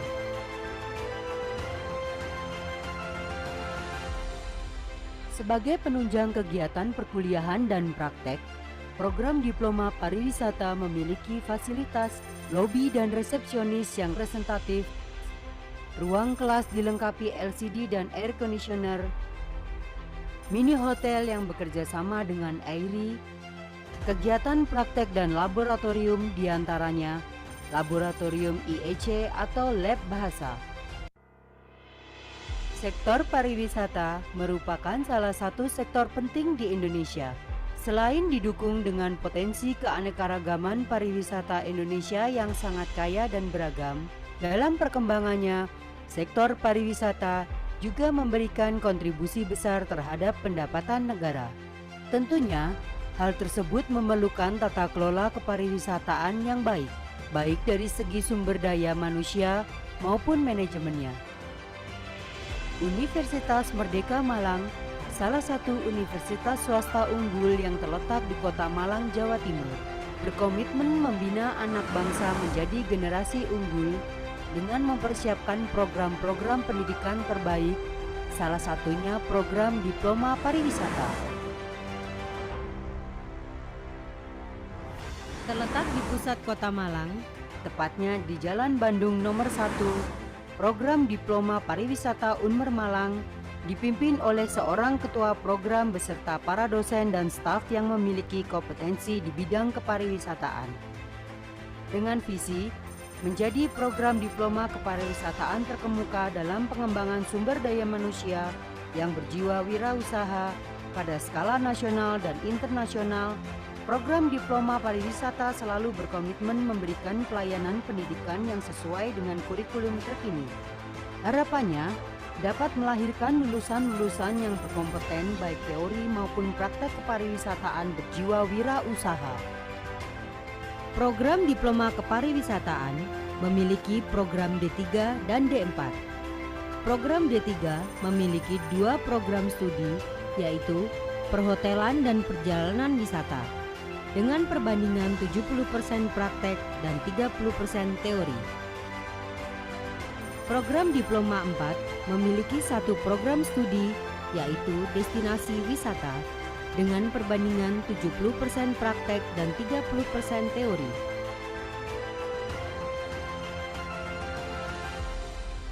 Sebagai penunjang kegiatan perkuliahan dan praktek, program Diploma Pariwisata memiliki fasilitas lobi dan resepsionis yang representatif, ruang kelas dilengkapi LCD dan air conditioner, mini hotel yang bekerja sama dengan AIRI, kegiatan praktek dan laboratorium diantaranya laboratorium IEC atau lab bahasa, laboratorium komputer, praktek pastry,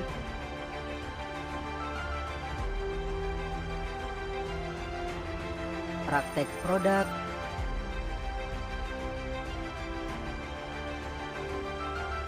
praktek servis,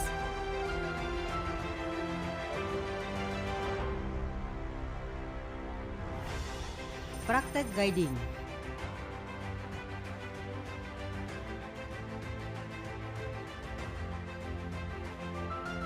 praktek tiketing, praktek housekeeping meliputi laundry dan make-up room,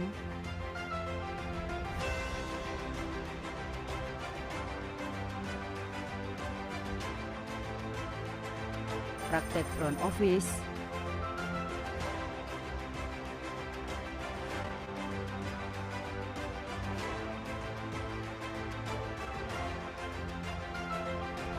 praktek bartender,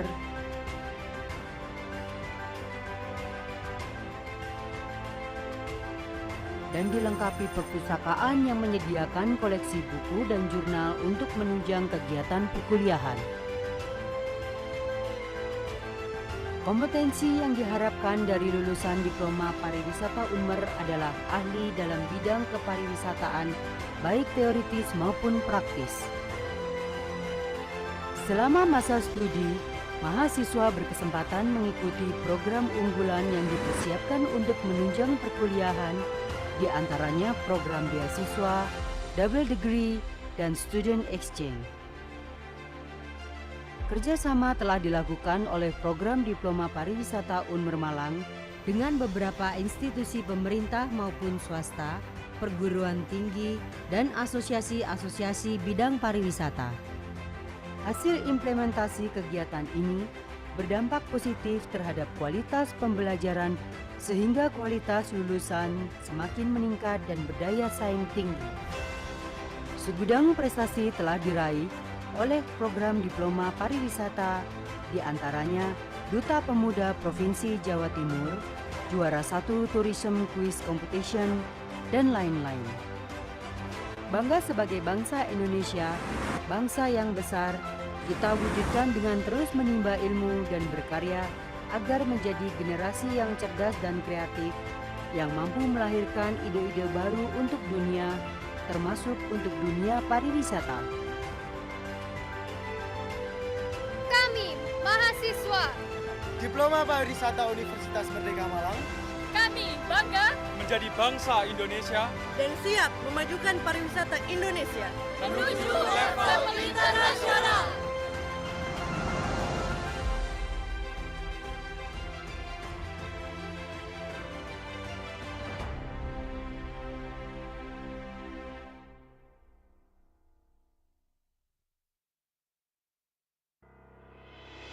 Sektor pariwisata merupakan salah satu sektor penting di Indonesia.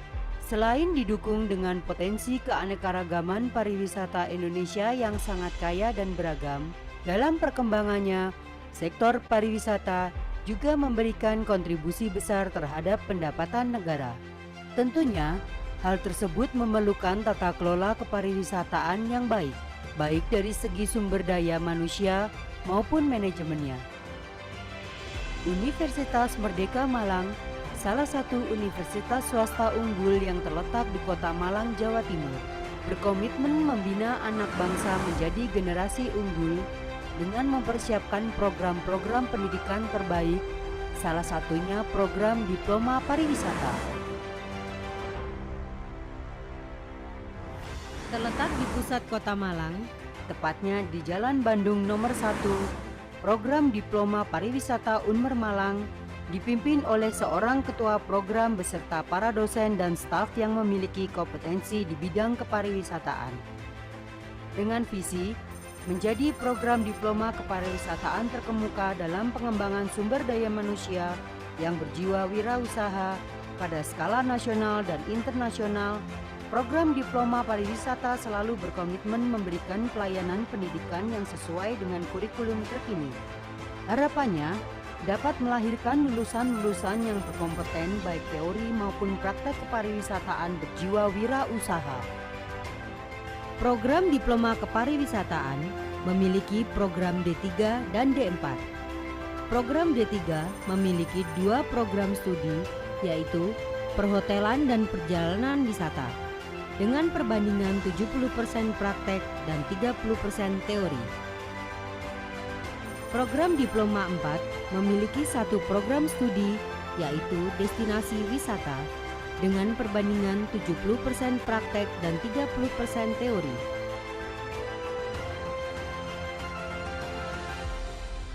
Sebagai penunjang kegiatan perkuliahan dan praktek, program Diploma Pariwisata memiliki fasilitas lobi dan resepsionis yang representatif, ruang kelas dilengkapi LCD dan air conditioner, mini hotel yang bekerja sama dengan AIRI, kegiatan praktek dan laboratorium diantaranya laboratorium IEC atau lab bahasa, laboratorium komputer,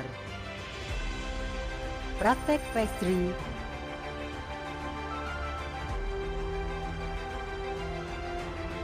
praktek produk,